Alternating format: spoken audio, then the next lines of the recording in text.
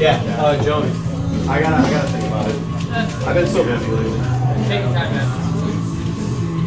I'm doing it big for Mr. Bugs right now anyway. Oh yeah, I saw how he added that is. Yeah, but you got so pissed. I was like, well, it's like that's not like, yeah. Yeah, I saw you guys said like, there's nothing like I'm like, well, I can't really fucking not. Okay.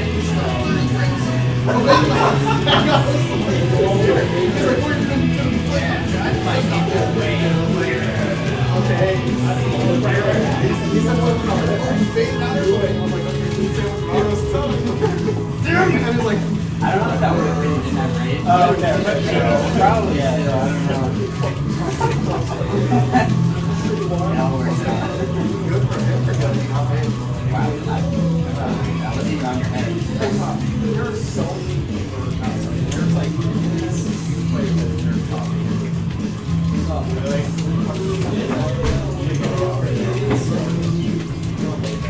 I feel like the bracket is probably wrong. It's hard to, I feel like it's hard to keep on bracket. Yeah, that's like I think like Robbie goes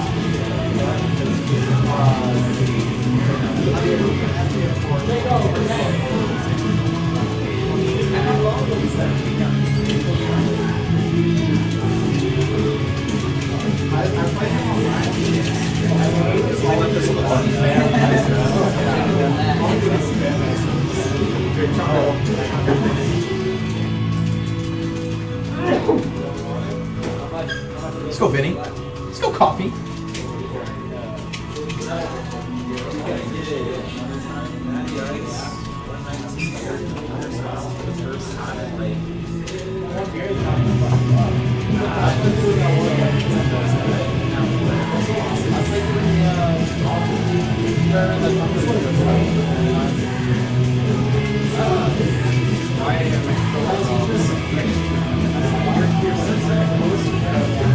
What?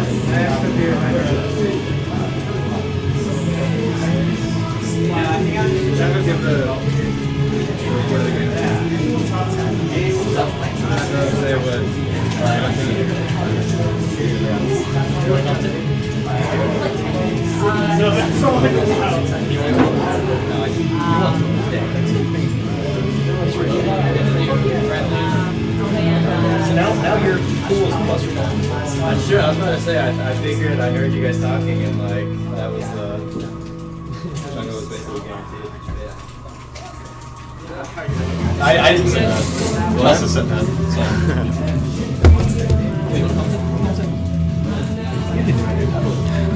I think Robin can commentate, but it's alright. All you need is your boy, Eddie Trode. That's the latest duo. Dude, this is the latest duo since the CB House tournament, which we won third. Can't even talk that good regularly. I hear you, dude. Let's go, Vici. Let's go, coffee boys. Wait, skirt? Who won last game? Oh, between whom? So, okay, so now the scores are. Oh, yeah. So here we are. Guessing game 2. Game Fair, train, change. Let's go, score. Bro, that's not even a thing. You Go made that up. commentary. Got it? Let me get it. Got Alright. special is going on. Uh-oh. Spam the up B, it's what Lilat's for, baby.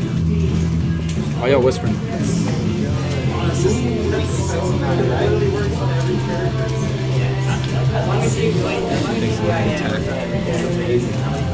Woo! Get called out, Pika. Dick them. I'm sorry about it. Alright. Now Austin's trying to go in, see if we can get some combos. Oh. Vinny's gonna try to space him out. Let's charge up some needles. Nice.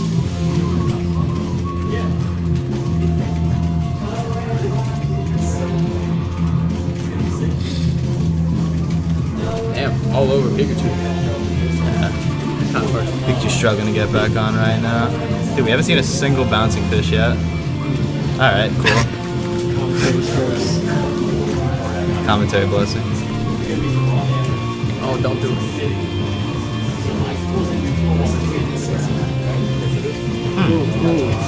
Hey. This move is giving you seizures. That is crazy, right? Like, you could have been so much. That was close. That's a good eye on Vinny. Was it close? Oh my god. God damn. Vinny is just eluding everything that Vici's throwing at him right now. Any combo that Vici's trying to get off. And he can't get anything substantial off, and Vinny's just slowly picking at him like the sheik he is. Still coffee. That was kind of clean. That one spot dodge. Whoa! That would have been. It's really bad for Vinny there. Oh, and does he not get the bouncing fish? Oh, drill! No. There you go. Yes. Austin, have you gone Pikachu alternative? Wow. Have you gone Pikachu alternative? Oh, like dual, based on matchups and shit? I've actually just been going Man, Chica has really nice eyes. Really? Yeah, I don't know why. I just felt corn. She gets nice bangs, dude. Who does Chica's Hobby. hair? Get your happy ass on shit. What a game. I like that we're doing round robin pools because that's my name. You know, Robin, I was gonna make that reference at some point, but I figured I'd leave that one to you. You know? I appreciate that. Yeah, so good. much. No problem, dude. That was your joke to make. Is Javi playing? Yeah. Oh, Vinny? Baby. Oh, let's go. Did you just fist bump him? Was he, wait, were you supporting him or were you supporting him? Okay. Oh, I saw it. I saw it. I like fucking. You know what I don't like? Oh, yeah. Now we got the boys, Javi and Jimmy Caldero. Looks like we got some light trash talk going on. So we got some trash. Yeah, we got some CB white trash in the mix. We got, I guess. Trash. Backing out of the game. I don't know who to play. Who should I play? I mean, I've been rocking him, but like, Oh, the Dig he's Danger. never to log off. That's pretty rough. So we got the original, the guy who basically started. The DK crew. Is that what you're gonna say? No, I was gonna say basically started Nintendo. Like, Oh, okay. well, except for What? I think I played one more. Are you? 3. Oh, okay. Then yeah, I'm probably done. The last 2. grab combo. I 2-0 Chungo though. It's pretty fun. I 2-0 Chungo, the Mewtwo. Got the tech, so that's not it. Pretty happy about that. What the?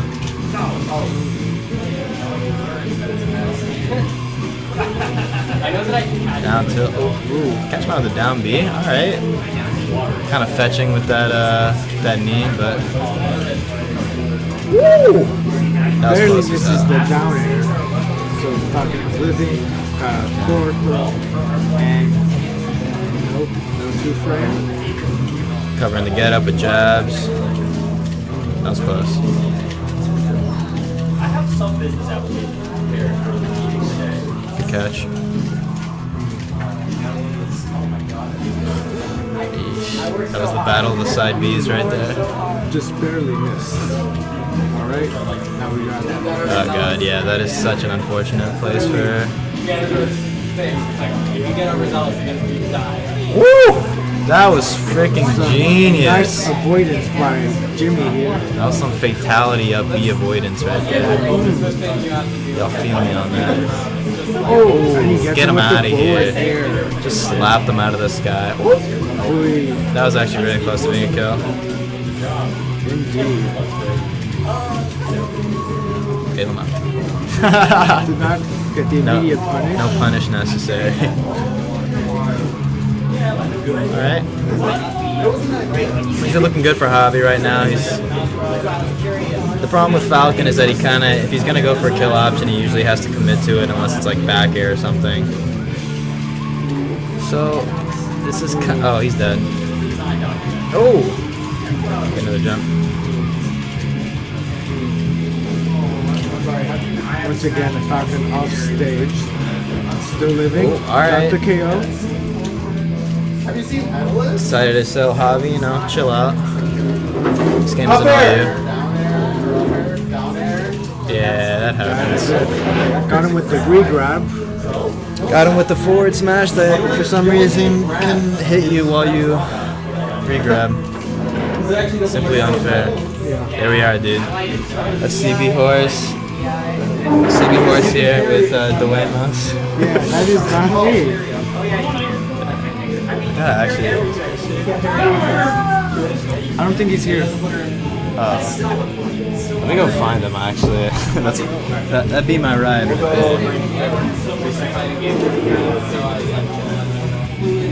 I love getting it.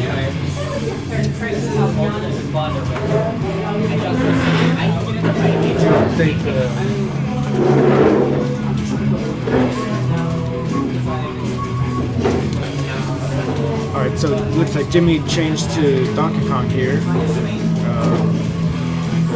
Jimmy just using the helicopter.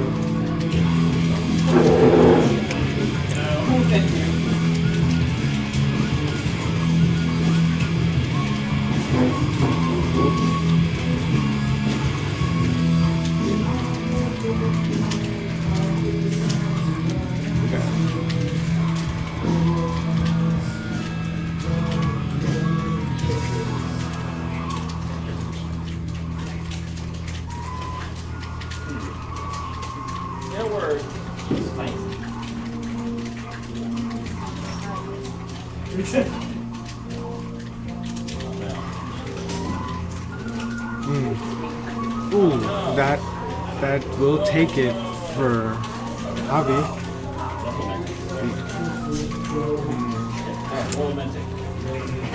Jimmy really wants to get Javi on the top platform,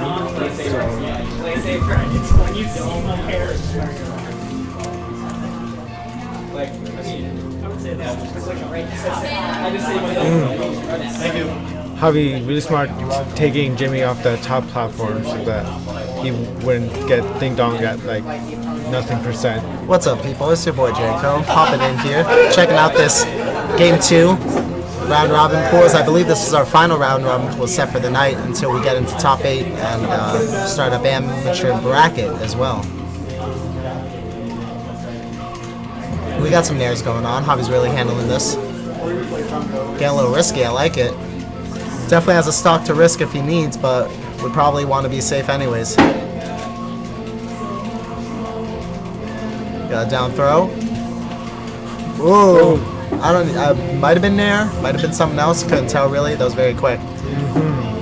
Nice down throw again. Waiting it out, forward air. Uncomfortable position.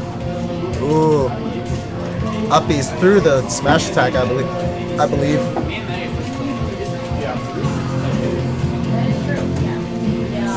Javi's really trying to keep that horizontal distance and gets a back air that almost kills, but not just yet. Ooh, got very risky right there. Almost got hit by a fat forward air, might have killed. Just because Donkey Kong's forward air is so powerful.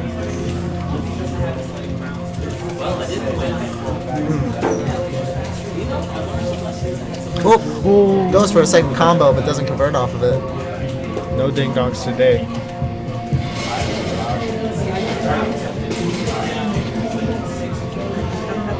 Keeps going for the convert. He keeps putting him up to hit the ding dong, but then doesn't convert. But jab into forward smash will take it.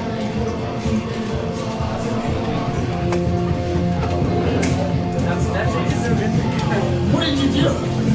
I just hit down and Javi, come here, everybody. Let's talk. So how do you feel about that game, man? My palms are sweaty, knees weak, arms are heavy. Dan likes Elvis too. Does he?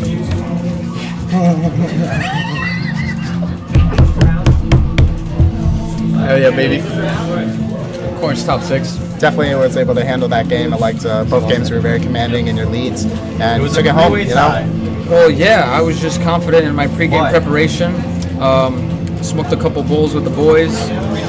Ate a nice meal beforehand. You know. okay, I feel it. You know, preparation's important. You gotta Oh be yeah, I ready. do the same thing before every tournament. Hey Austin.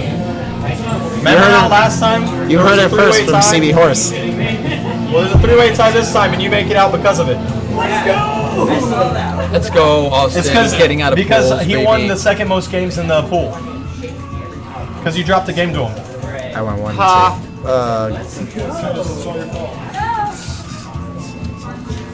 2. So about to start top 8. Get Amy started as well. Peace out, Ivan. Peace out, Dick.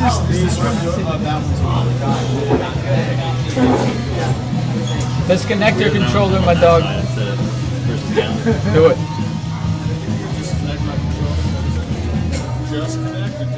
Disconnect. Both. Well, I thought we were gonna do first seeds and Is it hooked up? seeds and losers. Yeah, makes sense. This first second. That's not a roast. That's not a roast. What the fuck? Chris is like, where are we? What's going on?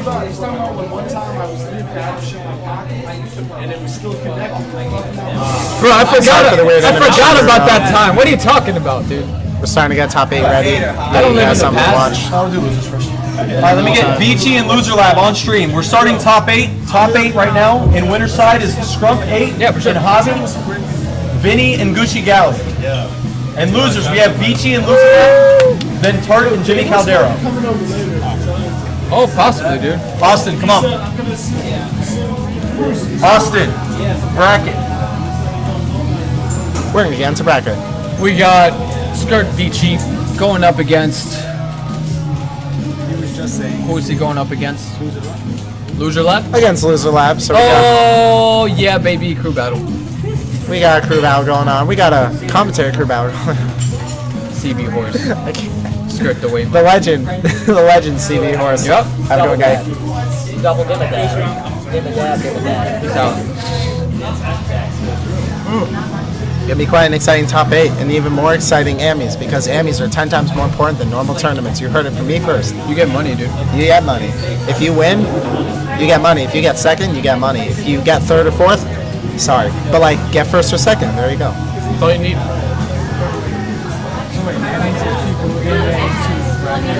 Into top 8.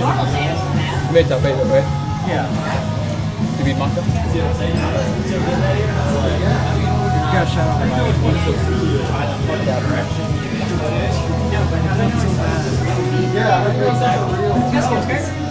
Thought Mako's gonna make it out of pools. He handled 8 last time. He was saying that the only reason he won the last game is because of Mako ST. He was doing well like the whole team except for the last. Oh, I won game 3? Yeah. True. Man, that sucks. So just to point out crew count, we got 3 Coffee Boy, but we got 3 Skirt. In addition to that, we have Tart and Scrump 8. Scrump it up. Scrump it up. Yeah. Walk in the stage just to scrump it up. Yeah. So this is going to be an interesting crew battle. Let's watch Skirt win this. It's not. Hopefully, it's they will. It's only a matter of time. Exactly. Oh, this is losers. True that. Ha, Loser Lab. God, that smells good. Puns, baby.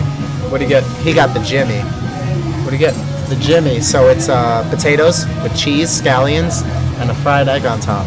Oh, protein. So Jimmy want to guest commentate? The Jimmy doesn't commentate. He's too good for that. My mistake. I'm sorry.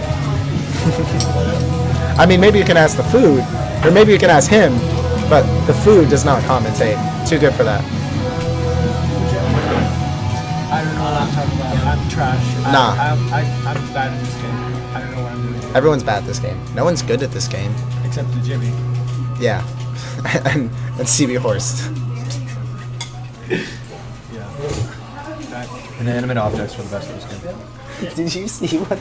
That's been going on for like 15 minutes.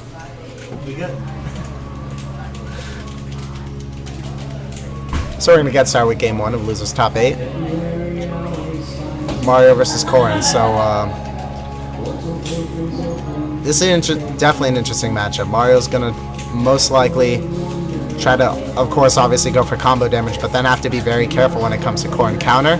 At the same time, Corrin has to be careful for Mario Flood and Cape, because recovery Gippy against Corrin is easy, can be seen as easy just because she has lateral movement problems, not lateral, horizontal movement problems. And if they're a little bit high, they can get flooded away. So Vichi's definitely going to have to be careful with recovery, and Mario's definitely going to have to be careful with not throwing out very powerful or even moderately powerful attacks randomly. So far, pretty even. Ooh, nice back air by Vici. Good spacing. Got the forward air. Forward smash. It's okay. Ooh, try to go for that flood, as I said, but unfortunately, platform was there for a save. Let's go coffee, boys. Let's go skirt skirt. It's not even a thing. If it's part of the name and it's top 8, it's a thing. Okay, let's go losers. Just to let you know, top 8, it's 3 skirt, 3 coffee boy. So take that as you may. Also 1 scrum and tart. So you want me to take that to the next level? Take what to the next level? The fact that only 3 coffee boys attended this tournament? That's fine. But we still represent because we're tied in top 8. So let's just see how this goes and who wins this tournament. And we'll figure some stuff out.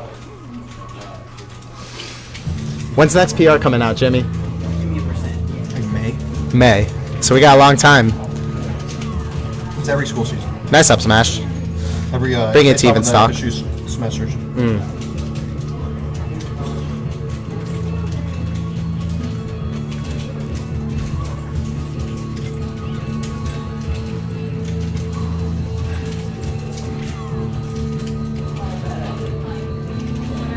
No coffee. Tried to go for that forward air punish, but I like that one. a little bit off on the spacing. Ooh, the poke of the forward smash is going to take it out. Let's go, shake it up. And Skirt takes game 1. Nice and clean.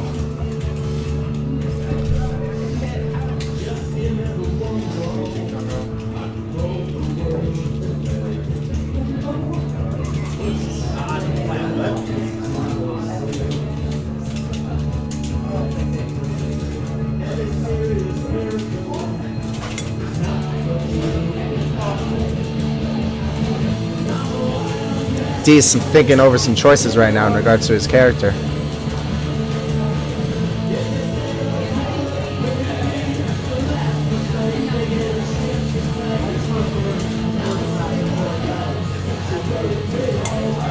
Go hobby.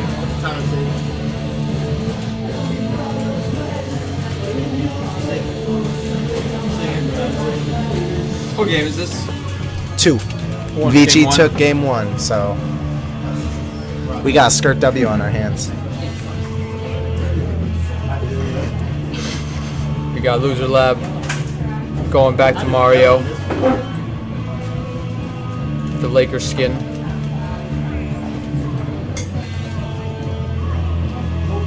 Ooh, that's the skin right there, dude. Oh wait, never mind. Took it back to Mario. Interesting choice. Was thinking about mixing it up, but kept it. Down throw up here. Nice damage. Oh my god. Is that a hoo-ha? If I've ever seen one. I'll show you my hoo-ha. We got random hopping around, crossing up shields. Trying to end this life reading an air dodge. Oh, we got grabs. Not able to keep him pinned at ledge. semis 3 out of 5 now, right? Right, we always have.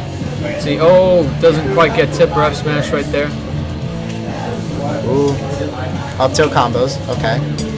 Nice back air. Vici really handling that boss fight. Oh! Back Richard. Covering that roll with the Dragon Claw. Can I come play you?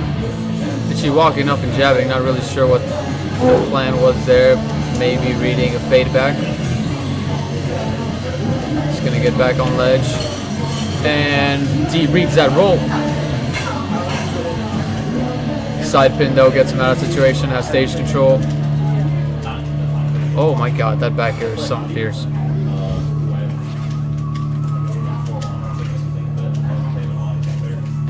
Pretty even game right now. Crazy commentary right now. There's just so much happening. Oh! Up smash, baby. It takes the stock, and we're down. Skirt is officially down 1 stock. It's alright, we like coming back from behind. The jab. Wow, lots of damage right there. Forward throw. Any conversion?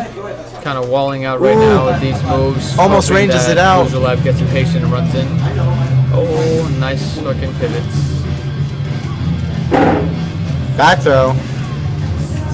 Back air. Luzalev, quite the lead. Is up to date? Yeah. Nice. Vici sharking, not quite able to get him. Waiting very patiently for that perfect moment. Resetting neutral, running away, F smash, not quite gonna work. Really struggling getting this kill off. D not falling for that counter. Oh, finally that insta pin, gonna get him. We got dash dances. Even in stocks, but Vici's got quite a deficit to come back from. Let's see if we can keep him trapped. And now he gets out of pressure. Back to neutral, we've got Vici throwing out back airs. Looking for some aerial aggression. I heard that quite character catching him. is the Ocean's Gray Waves. Which one? Corn? Mario. Oh, Yeah, true. no, Corn. He's the what? The Ocean's Gray Waves. Destined to seek life beyond the shore, just out of reach. Oh man, that's beautiful. Just like this combo, not quite gonna kill though. I just cried a little bit. Back air, spaces him out pretty well, even after fucking hitting. Ooh, nice spot dodge. Double spot dodge right there. Oh, nice drift with the back air. Ooh, Barely getting spacing that out. You're This is an exchange. Up there, is not so gonna strong. kill. Mario's only at 78 right now. Pretty. Oh. Up smash is gonna take that, so game That's what I 2 call a goes to 1-1 loser left. situation. Don't know if F smash was the best choice from that close. Score of this game is currently 11. This one won.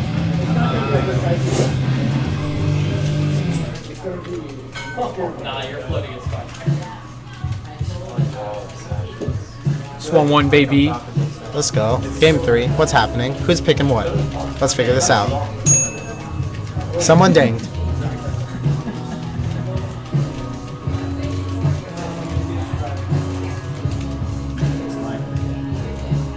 Let's go game 3.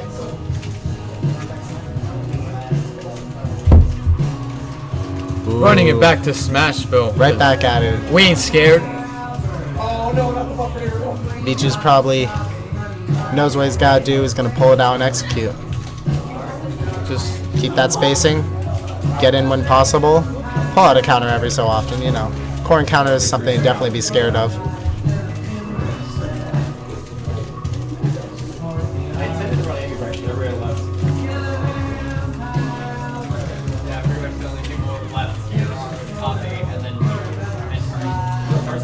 No, run Emmys.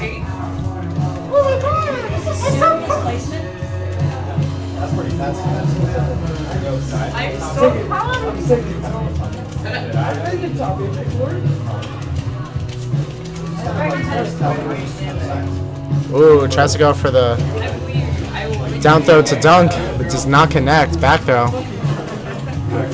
What in the business we call dunk o'clock has not arrived. Not yet. Still waiting on that opportunity. A Nice forward vicious smash. o'clock situation, I would say. Really a lot of raw forward smash, which is kind of an okay option for this character. No, it's not. Oh, that was so annoying.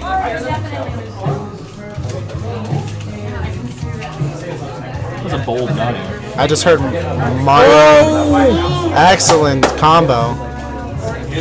Corn to Galley. Mario loses a corn. I believe it. Skirt tier list, baby. Accurate as fuck. That is so good. I believe Mario is currently ranked 10 on the tier list. A real tier list? Yep.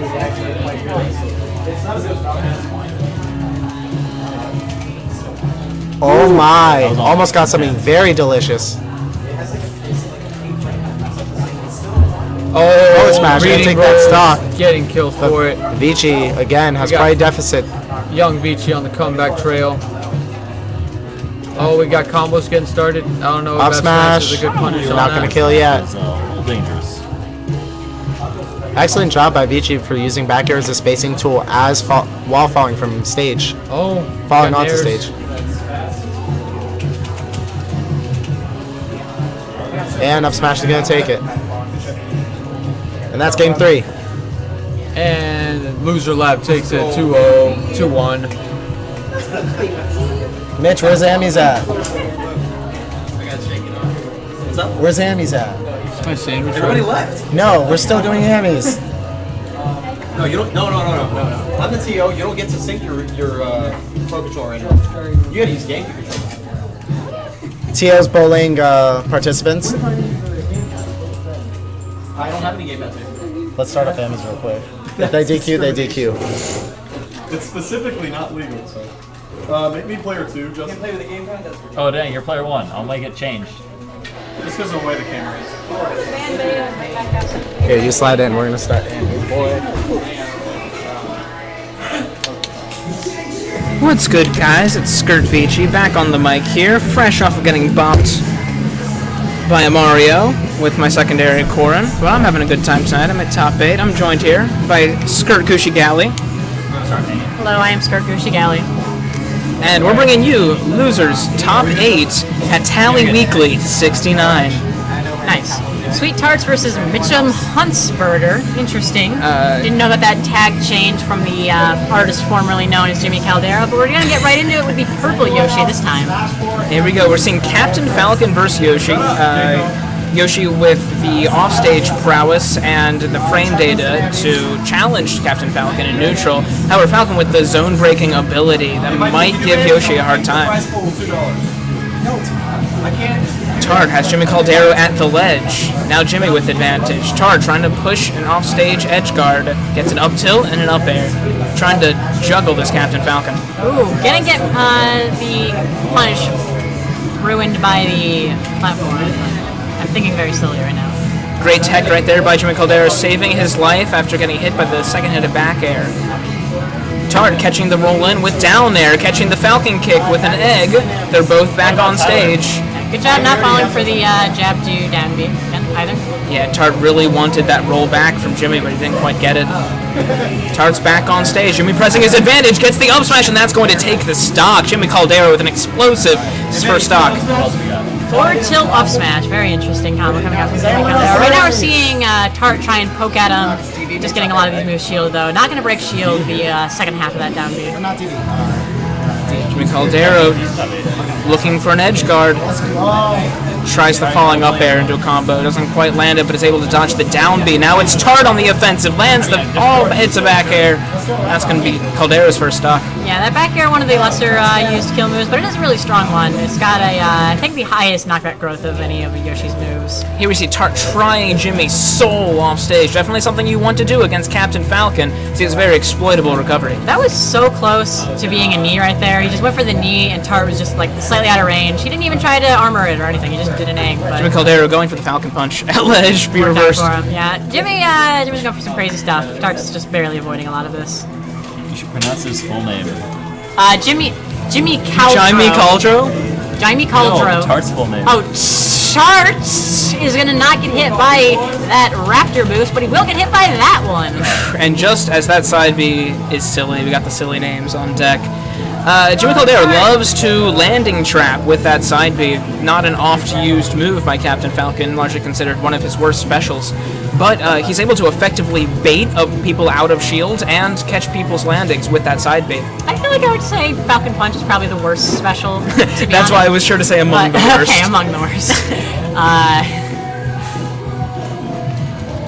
Like, it's stylish, but... Absolutely. A little pensive going into game 2. Let's see what counter pick we get. Looks like we're headed to Scenic Battlefield. Yeah, it's a good stage for Yoshi, for sure. You can do a lot of platform pressure with the down airs and the up airs and the up tilts. It's everything. Up smash even hits your platform. Although I think this is also known to be a pretty good stage for Captain Falcon, isn't it? Yeah, absolutely. Captain Falcon gets some pretty good setups here. Is able to link his up airs a lot better using that tri-platformation. Here we see Tart using that egg roll side B to try to bait some over-aggression from Jimmy Caldera, but he's just not biting. Lands a grab at ledge, tries to press his advantage with the edge guard. Still in advantage is Jimmy Caldera, back to neutral.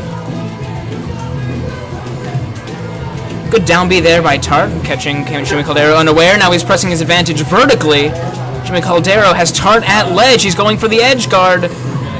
Gets the forward smash, punishing Tart for landing on stage with that double jump. That is a stock up for Jimmy Caldera. Empty double jump, I feel like, is one of the scariest things you ever see in Smash, because you know it means they're plotting something. And right, we're just seeing that come out with the forward smash from Jimmy. Tart getting the forward smash of his own, goes for the fair spike off stage. Jimmy Caldera recovers with side B just a little bit too high for that to work. Tart at ledge, let's see how he can get out. Just getting out with those jabs, good option. Nice little get off B. Right now is catching him with the down B. Tart having trouble with spacing on this little platform is able to shield a powerful attack. Yeah, I think he was trying to do a down air out of shield, which is interesting. That's not something you can punish the up smash with, but air would have worked. Right now we're seeing the trip from the down air, not something you see that often. Yeah, Tart trying to go for a down B out of it, is able to kill with that down B, and the first one didn't quite land. We're at even stocks in game 2. Ooh, hard read from Jimmy, just knowing that he's going to roll in. Probably something he's noticed earlier in the match from Tart. Absolutely, Jimmy's good, very apt, I would say, at finding your panic options and exploiting them to the fullest extent as one can possibly can with Captain Falcon. Alright, we're seeing a lot of very aggressive options from both players, just getting shielded. Yeah, Jimmy Caldera really trying to finish off the stock. He saw him throw out that up smash earlier. Now he's pressed to ledge. Ooh, jab, and then he just tries to go for the down air. Not going to find it, but right now we do have Tart getting juggled. He's going to charge that up smash. Not going to kill, obviously, at that percent, but does get some good damage out of it. Yeah, good punish on that Falcon punch on the platform. Not quite sure what he was looking for. But now we see Jimmy Caldera with advantage at ledge. Jimmy Caldera with the nair. Doesn't quite land it. Now it's Tart. Off-stage battle. Everybody makes it back safe. Oh my god. Okay, I thought that he was about to get hit for sure by that back air, which probably would have been the stock. But right now we're seeing 81% and a lot of rage on Tart. So this could be a scary situation for both players. Empty hop gentleman right there by Jimmy Caldera. Gets put in an egg off stage. Ooh, saves his wanted jump. That. He wanted that down smash. Right now we're seeing the up air though. Charge while Jimmy was charging the down smash. I'm actually a little bit surprised I didn't kill. I know that Falcon is pretty heavy, but... Yeah, we're in a last hit situation here in game 2. Jimmy Caldera gets the quick jab into grab into back throw. Reverse jab 1 into back throw. That's just crazy. Pretty intelligent option there from Jimmy Caldera, knowing that he has a kill throw with that percentage. Yeah, she's not really the heaviest character on the roster by any means. And he had rage. That was really good looks. Scrump 8 and Hobby. Next up, we got Scrump 8 and Skirt Hobby. Skirt Hobby. Skirt Hobby is my doubles partner here in Tallahassee. Crewmate of Vinnie. Yeah, absolutely. He is the highest ranked Skirt player in Tallahassee, ranking at, was it 6th? It might be 6th. It was 6th, because I guess he would be 7th, but I was wrong. He did better. So. Well, I didn't get here at all. Look. Because I didn't go to enough, but...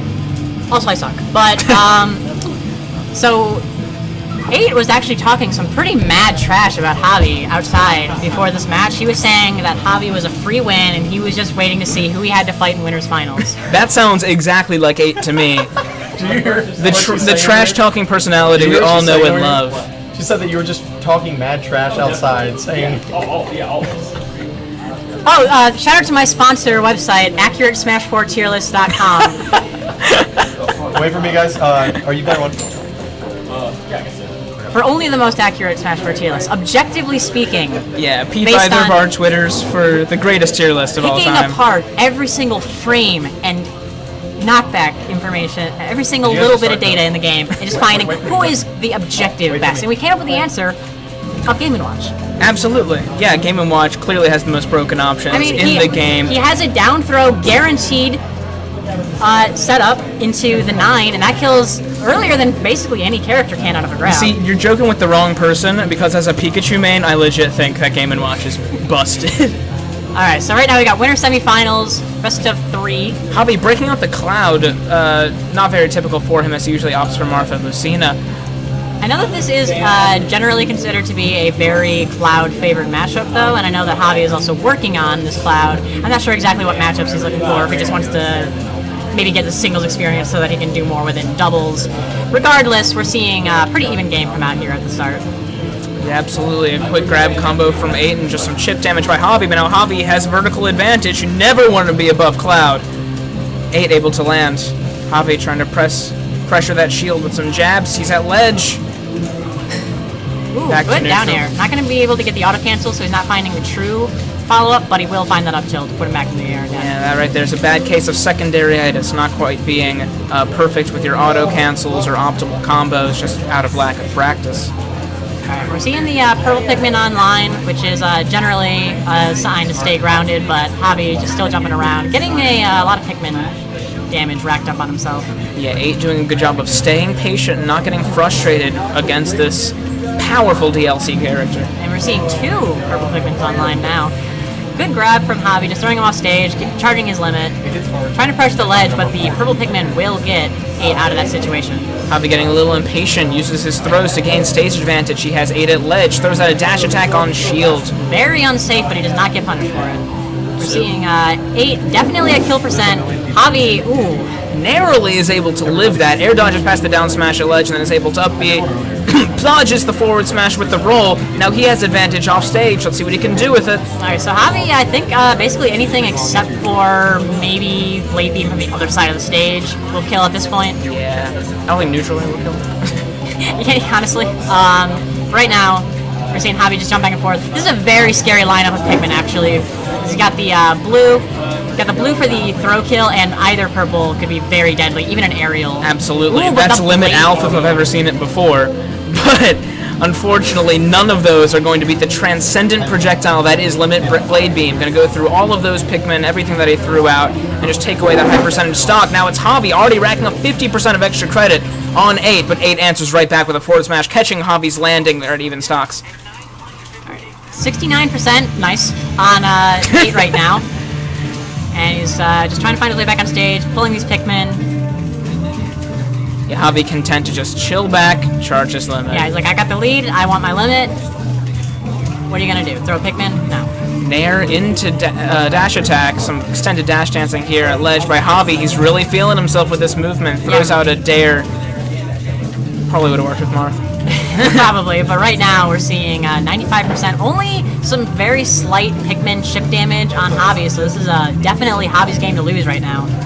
Javi definitely getting a bit aggressive here. Now he's baiting in with some empty hops. Oh, he wanted that so bad. I'm not actually sure if that even would have killed from the other side of the stage, but he definitely is being very aggressive with his limit right now. Definitely struck fear into the heart of 8 with that one, knowing that he nearly lost his stock. He has 8 off stage. And he did kill a Pikmin, so you know it wasn't entirely useless. Ooh. Good forward tilt to negate the forward smash from Olimar. And already limit back online for Javi, only 42%. Yeah, Javi's very good at just kicking back and charging limit when he needs to, especially in a matchup against such a defensive character like Alf. Javi throwing out a lot of safe pressure here, empty hopping, and he throws out the Blade Beam again, catches the back roll from 8, and that's going to take the stock. Very intelligent play there by Skirt Javi. 8 possibly regretting saying that Javi was so free outside in the benches, which he definitely said.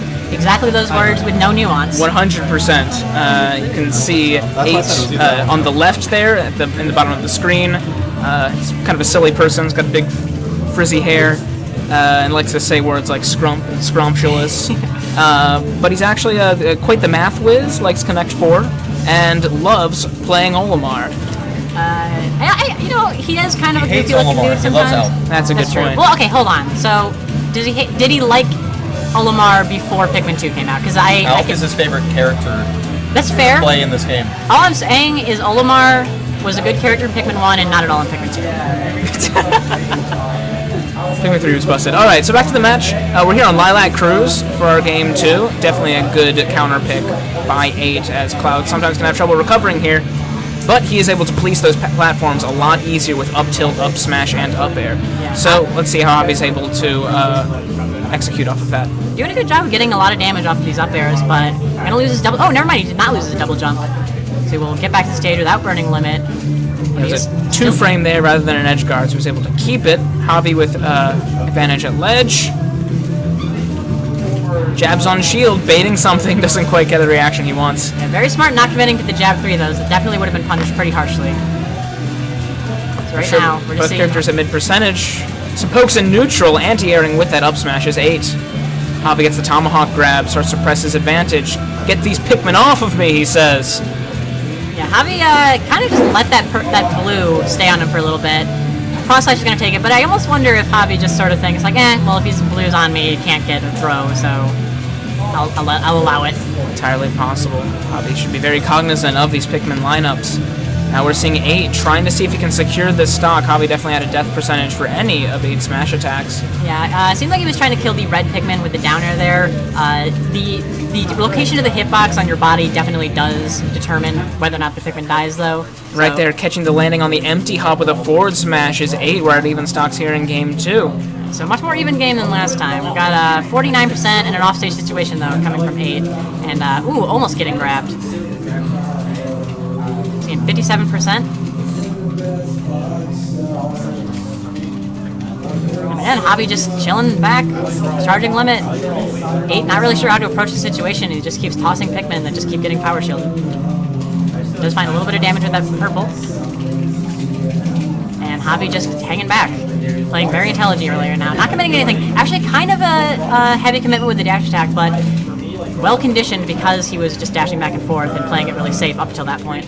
Javi applying some location pressure just by hopping around near that shield, baits out shield option, is able to land the up air on it, doesn't land the forward air off stage, gets grabbed, thrown off stage, no down smash. Yeah, or a weak one if that. Seems like Javi was trying to go for the tomahawk grab himself, but just got grabbed. So right now we're seeing... Great minds think alike. Ooh. Javi landing the back air, not quite going to be enough to kill, but he's at stage advantage. Let's see if he can use Limit Cloud's abilities to keep 8 at ledge. Opts instead to give him space, let him back on stage, not pressing anything. Lands an up air. A dash attack, still not quite enough. Very, very scary. 8 is basically the correct neutral loss away from losing. Got quite a bit of work to do on Javi. 36%.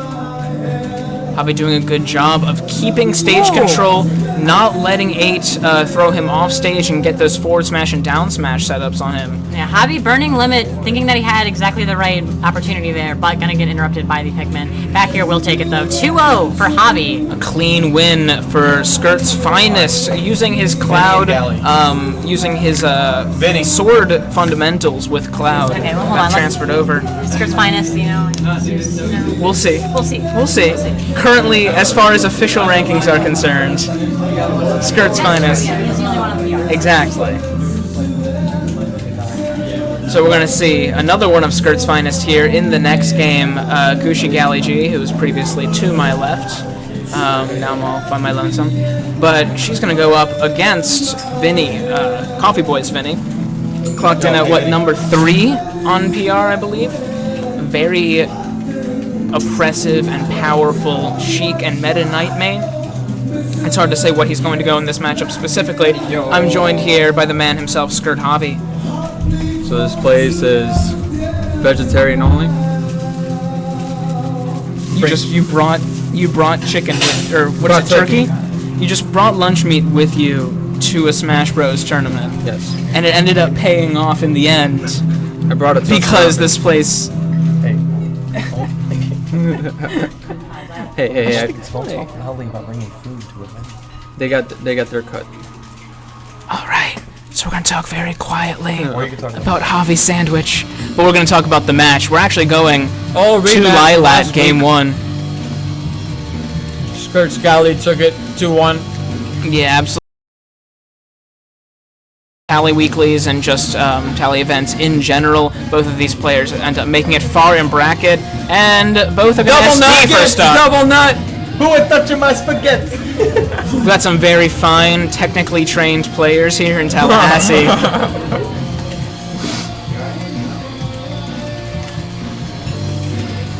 So Vinnie has pretty much kept Vinnie has probably kept Galley from winning a neutral interaction for the most part in this game, just throwing out all of these Sheik aerials, all of the safe pressure that she has to offer. Galley hasn't really been able to land a grab so far, or be able to effectively zone Sheik out of her zone. Technically, this matchup tends to go a couple of ways, player matchup specifically, not necessarily a character matchup, as both players have a Sheik, and Galley's main is Lucas, and Vinnie tends to go Meta Knight sometimes against her. I want to see some nice safe nair pressure from Galley up on that platform. Vinnie is resetting neutral, content to needle camp.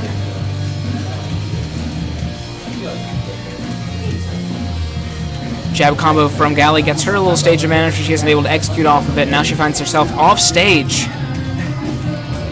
Galley lands a grab into a down air, doesn't get the second one. Oh, that's back air, you're right. Sick commentary, Javi. Choo choo choo, choo choo choo choo choo.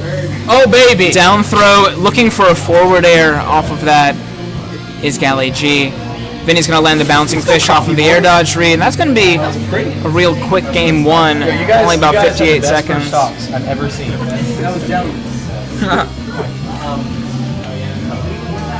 Galley G with the homie stock. Did you actually make a record of it? Oh, you did.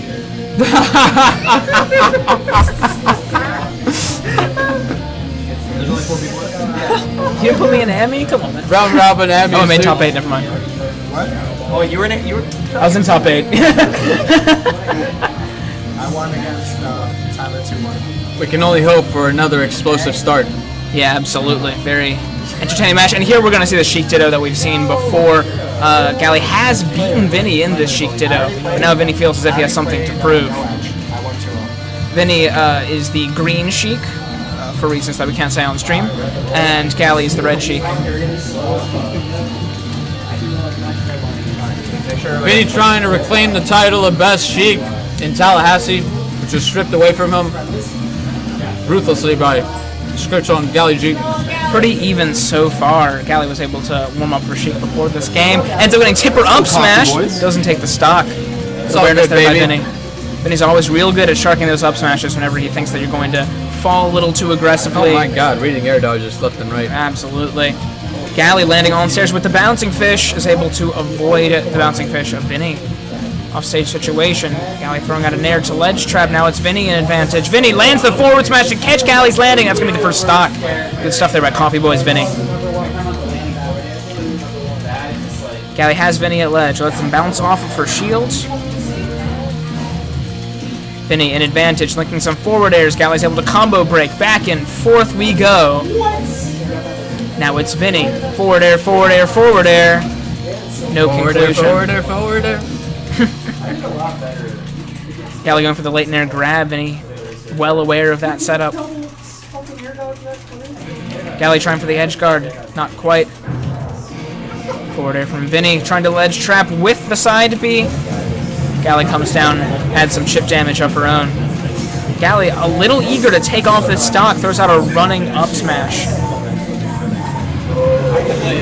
Galley stuck at ledge, throws some needles.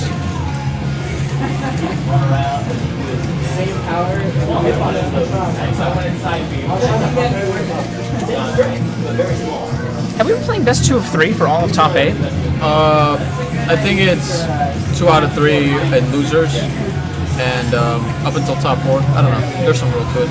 Yeah, it should be interesting. I have to ask the TO. Vinny! With that bread and butter 50-50 setup from Sheik, showing his proficiency at reading those air dodges. He's able to take out Galley's second stock. That's a clean 2-0 here. Winners semifinals of Tally Weekly 69. Dum dum dum. Jimmy said he's Okay, against you.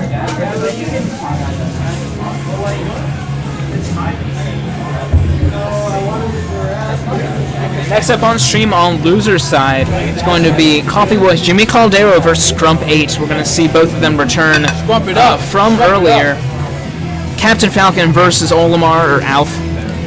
Excuse me if I use those interchangeably. They are the same character. It should be an interesting matchup. Captain Falcon is very good at breaking zones, and zoning is exactly what Alf specializes in. Expect to see a lot of dash attacks. However, 8 loves to bait and punish with those smash attacks. He'll throw out something and then run back and down smash or forward smash, throw out a pivot grab maybe. Loves to bait and punish over aggression. So let's see if we're talking about Olimar versus Captain Falcon. Player 1, and then also change it to losers. I'm joined here by Skirkushi Gali G. Hello. You want this beer? I'll take it if you give it away. Thank you. Can you give me a beer too, Javi?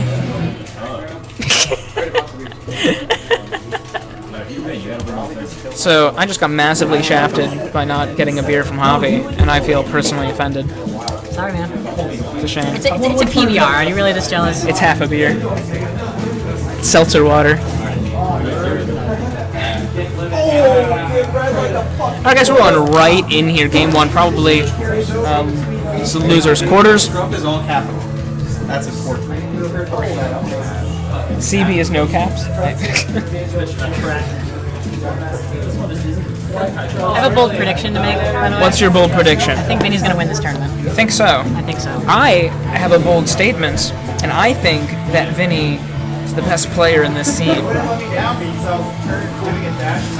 With Itheta and Chez out of the picture, yeah, I think that's a very... I even think you bring Itheta back tomorrow, and Vinny's better than him. Chez, that's a bit of a different story. As I think he's a it's bit impossible to unpredictable. tell because Itheta is not present. We don't know what he's doing. We don't know what he's like right now. But right now we're seeing not Itheta, and not Chez, and not Vinny, but a forward smash from Jimmy, 0 to deathing 8. Absolutely dominant first stock here by Jimmy Caldero, showing exactly the explosive zone-breaking abilities that Captain Falcon has to offer, trying to do some pretty flashy stuff. Jimmy Caldero, one of our favorite players to watch on stream here.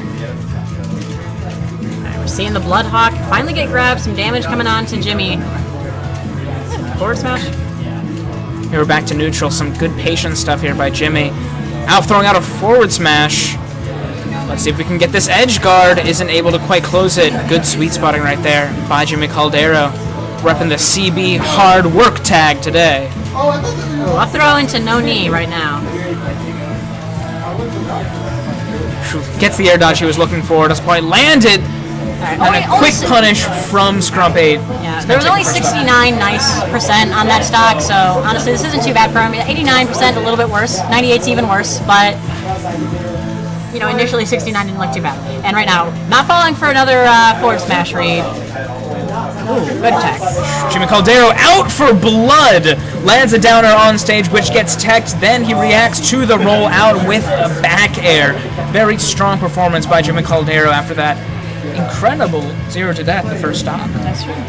You do have to say, I got to give him credit. You know, when you get 0 to death in the first 10 seconds and then you don't get 2 stocked, it wasn't too bad. Yeah. It wasn't too bad. It looked good. Absolutely. So we're going right into the next game. Right back to Smashville. 8's got something to prove, and he's going to prove it now. Jimmy finds himself in disadvantage, can't quite get out. He's at the ledge. 8 giving him some space, allowing him to reset neutral. Down throw, forward air. No down smash. Oh my god. Good patience here by Jimmy Caldero. Not wanting to overcommit. Very interesting option there, the down air. It ended up hitting a Pikmin, but would have definitely propped 8 up if he didn't tech. For something like that. Looking for the down airs, Jimmy Caldero. These empty runoff jumps from ledge, again, just so scary. That's actually gonna kill him! He does the Raptor boost onto a Pikmin that's on his own body and dies for it. Wow. It seems like Jimmy and 8 were both a little bit, not confused, but surprised by that interaction. Absolutely, that's one of those like nice little tidbits of information for a matchup. that people love to find out about. So if you're at home and you made either of these characters, just remember that Raptor Boost will activate immediately on a Pikmin and send you into special fall off stage. Jimmy Caldera landing a back air, setting up an edge guard of his own, tries to get the command grab, doesn't land it, lands another back air. He's able to stage spike 8, but he's making it back. 8 still hasn't lost his first stock. That is true, 47%, although he's got 123 on himself right now. You do not want to deal with that Rage Purple Pikmin. That is true. At 76, forward smash. Ooh, never mind. Not even going to talk about it. Yeah, sneaky little back air here from Jimmy Caldera is going to close out that first stock, but a sizable percent lead for Scrump 8. Haven't gotten good extra credit. Great nair. Just not dealing with any of these 50-50 setups, knowing that there's no true combo that Jimmy was going to do there that was too deadly. But Jimmy actually has evened this up pretty well right now with a very slight deficit. Yeah, I feel like I blinked, and suddenly it's a 2-0. Jimmy just knows. He's just inside people's brains sometimes. I gotta go fight Loser Lab again. Are you kidding me? He loves to look for those rolls from ledge like that, those defensive options that people love to do when they're panicking, especially against such a soul-crushing character to play against as Captain Falcon, for sure. 2-0. Clean match for Jimmy Caldera. He's going to move on to loser semis. Next up, we've got Skirt Gucci Galley once again on stream against Coffee Boy's Loser Lab. Loser Lab, these are both players who did not make an appearance on the most recent power rankings here in Tallahassee, even though they have both made it in the past, whether it was due to lack of attendance or to lackluster placings. Both of these players are very talented, in my opinion, and some of Tallahassee's finest. So we'll definitely see how this matchup goes. Galley sitting here with either Lucas or possibly Sheik, depending on the matchup, whereas Loser Lab has some incredibly deep pockets. He's been going Mario for the most part today. However, he also has a Wario, a Bayonetta. He used to play some Luigi, and it looks like we are going to see a little bit of a warm-up here for Galley. Probably going to lab some footstool combos or something. Interesting choice with Omega Palutena's Temple. It's a very pretty stage, though.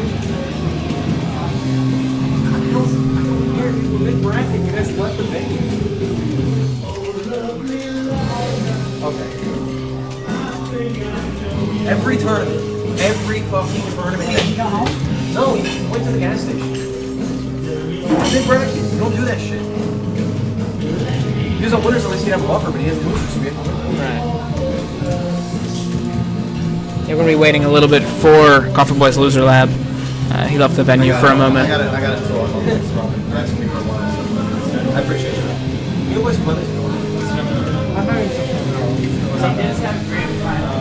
Sorry about the downtime on stream here. Unfortunate miscommunication. However, I'm going to be looking in chat right now. Can you pull up is that mine? No, I mean, it's fine. I just want to know where it was. Yeah. Can you pull up chat real quick? Yeah, you can change it back. Twitch chat? Yeah. This is still chat. Oh, never. All right. So we have. I was gonna have some chats with people in Twitch chat right now, but unfortunately, I can't be nearly as social as I want to be because we've got Loser Lab back in the building.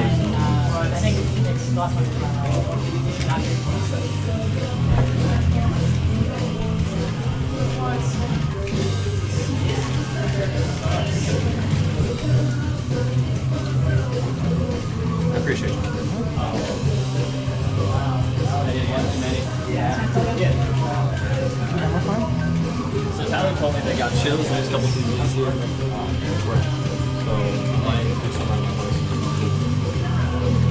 Alright, we're going right in here to game one. Skirkushi Galley G versus Coffee Boys Loser Lab. We're going to see Lucas versus Mario. Loser Lab with first advantage. Pressing it at ledge, back to neutral. Now it's Galley. Some safe pokes here in neutral. Loser Lab landing an up tilt, isn't able to extend it, drops his shield before the Lucas Nair is over. He's able to take some chip damage there. Very safe neutral being played here by both players. Showing the hesitance, expertise that both these players have. LHG landing a couple of jab combos and a forward tilt.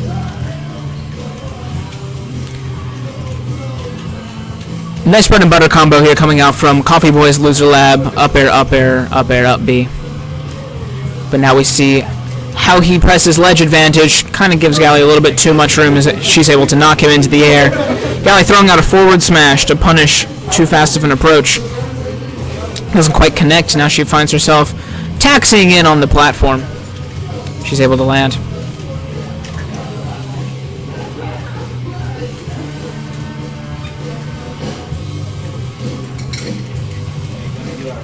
Up tilt from Galley is going to knock Loser Lab back in the air. This might be a last hit situation for both players. Lucas having a powerful down throw up air combo that will kill at these percentages. Galley racking up some damage, looking to shark for that up air. Lands the grab, up throws, but not quite at the percentage where that will kill. She's well aware that she's also past the percentage that her down throw up air will work as well. So now she's just trying to get some chip damage until she can get a quick kill. Back throw is Skirkushi Galley G. Very good awareness there, knowing that Loser Lab was going to overcommit to an aggressive option. Galley makes it back on stage. Good spot dodge there by Loser Lab to avoid the grab. Galley makes her way back on stage. Now she has some advantage. Looks like we're resetting neutral. No, Galley lands a grab, nair into forward air. No extension. Loser Lab's going to land that up smash, but it's not going to kill quite yet. Big ol' noggin from Lucas weighing him down. Back throw from Galley. Too much end lag for her on that up B to be able to punish the landing on stage. Good awareness with the neutral air there. Off stage is Loser Lab. He's going to take that stock pretty cleanly. Down here at last stocks game 1. Down throw from Galley into a down air. Isn't able to convert the neutral air off of it. We get another down throw. No up air. Good air dodge there by Loser Lab. No air dodge there from Galley. Is able to double jump down air, catching Loser Lab and spiking him straight down to the blast zone. It is 1-0 in favor of Skirt Gucci Galley G. I'm joined here for game 2 by Skirt Javi. This is the last two. Say hello to the people, Javi. What's good, Skirt fam? It's a Skirt takeover on the mic here. We got Skirt up 1-0 on CB. CB free. Is this best 2 out of 3 or 3 out of 5? I want to say 2 out of 3. Yeah. Last 2 out of 3? Yeah, we're kind of pressed for time at some of these weeklies, so we kind of have to move things along pretty quickly, keep things 2 or 3, keep things short and succinct. Well, it's got to last long, otherwise that means we're approaching. We don't want that. That's true. It's very true. We wall out, we run away, we pivot grab.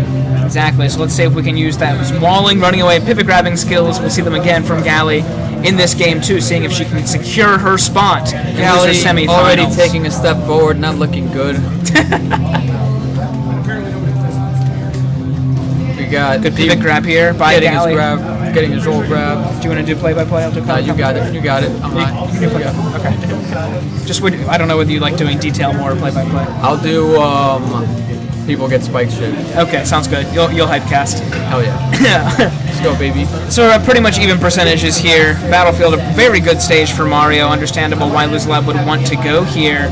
He's able to land a quick combo on Galley, unable to land a spike of his own. Galley reading the roll in with a pivot grab, gets the down air, no conversion or re-grab on the platform. Quickly leaving that platform. It's pressure. Yeah, a lot of multi-hits and quick options from both players in the air.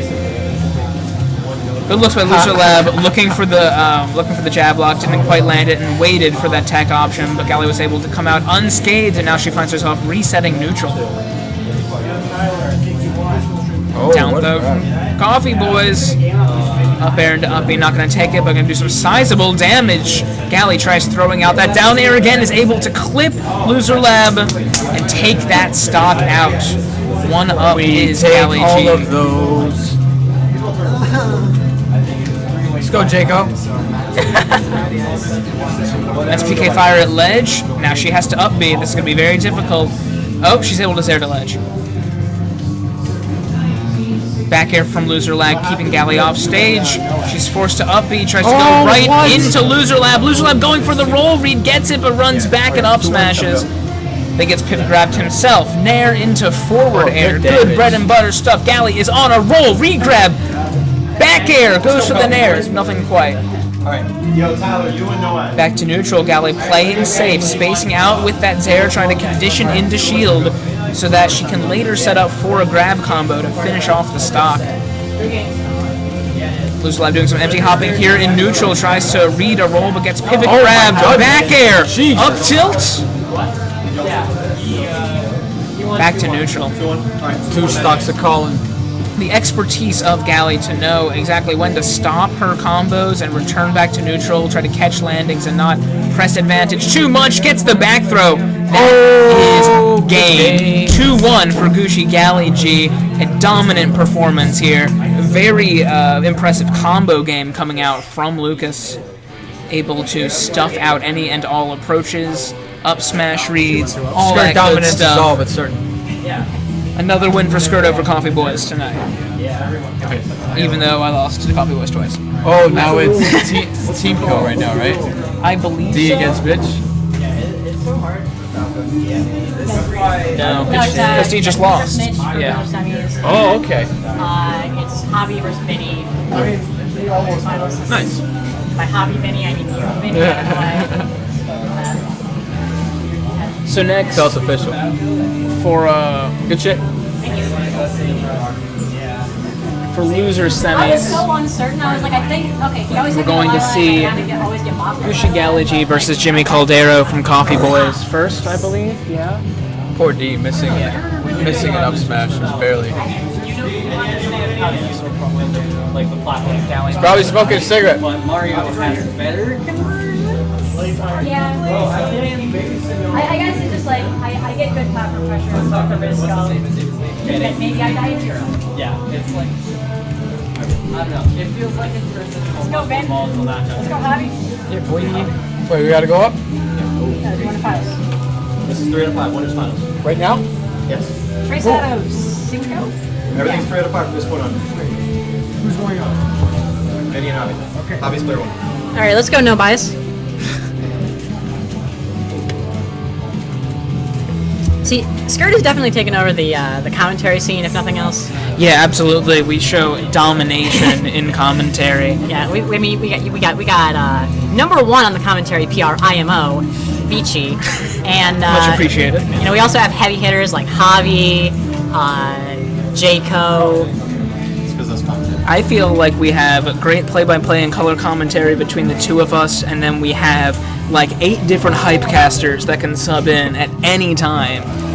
I feel like the only problem with you and me is like I get like you speak so professionally, and I just get like engulfed into it, and I'm like, I think I'm random for. That's why we go, because I do play-by-play and you do color commentary, so you have a second to like do more in-depth analytical stuff. So we're gonna go here. Javi Vinnie.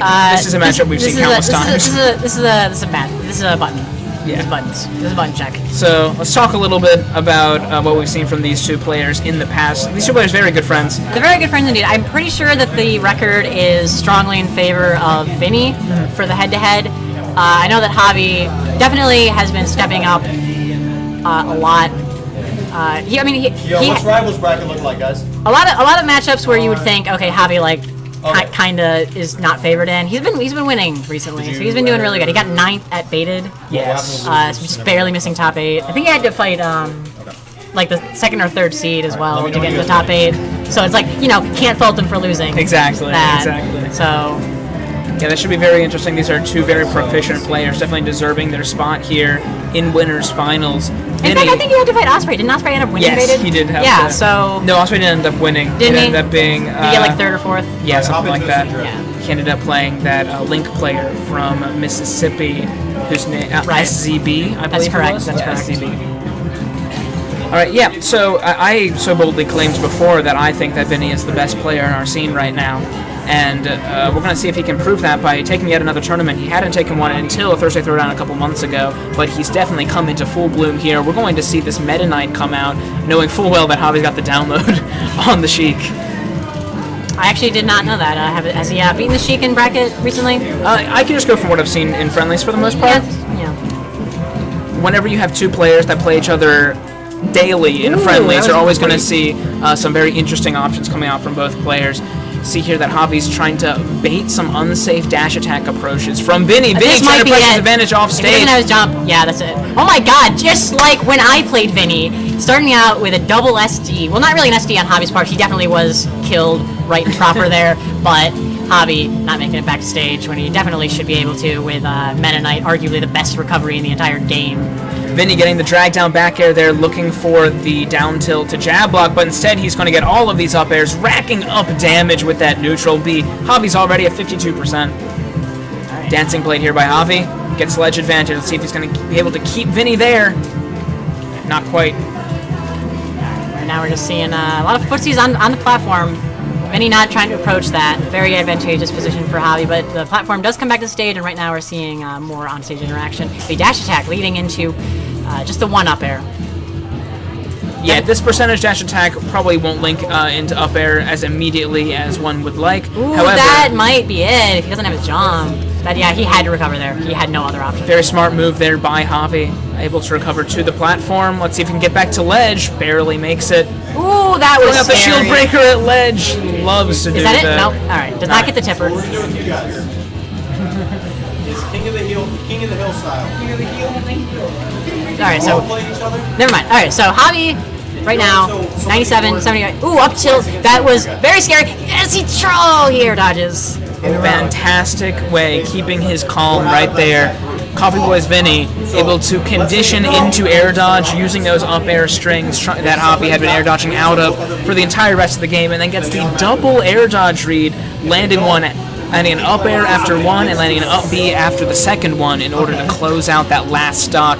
I'm actually kind of surprised that Vinnie ended up trying to go for the air dodge read, because I'm pretty sure up air at that position would definitely have true combo. Maybe just not really confident in the true follow-up.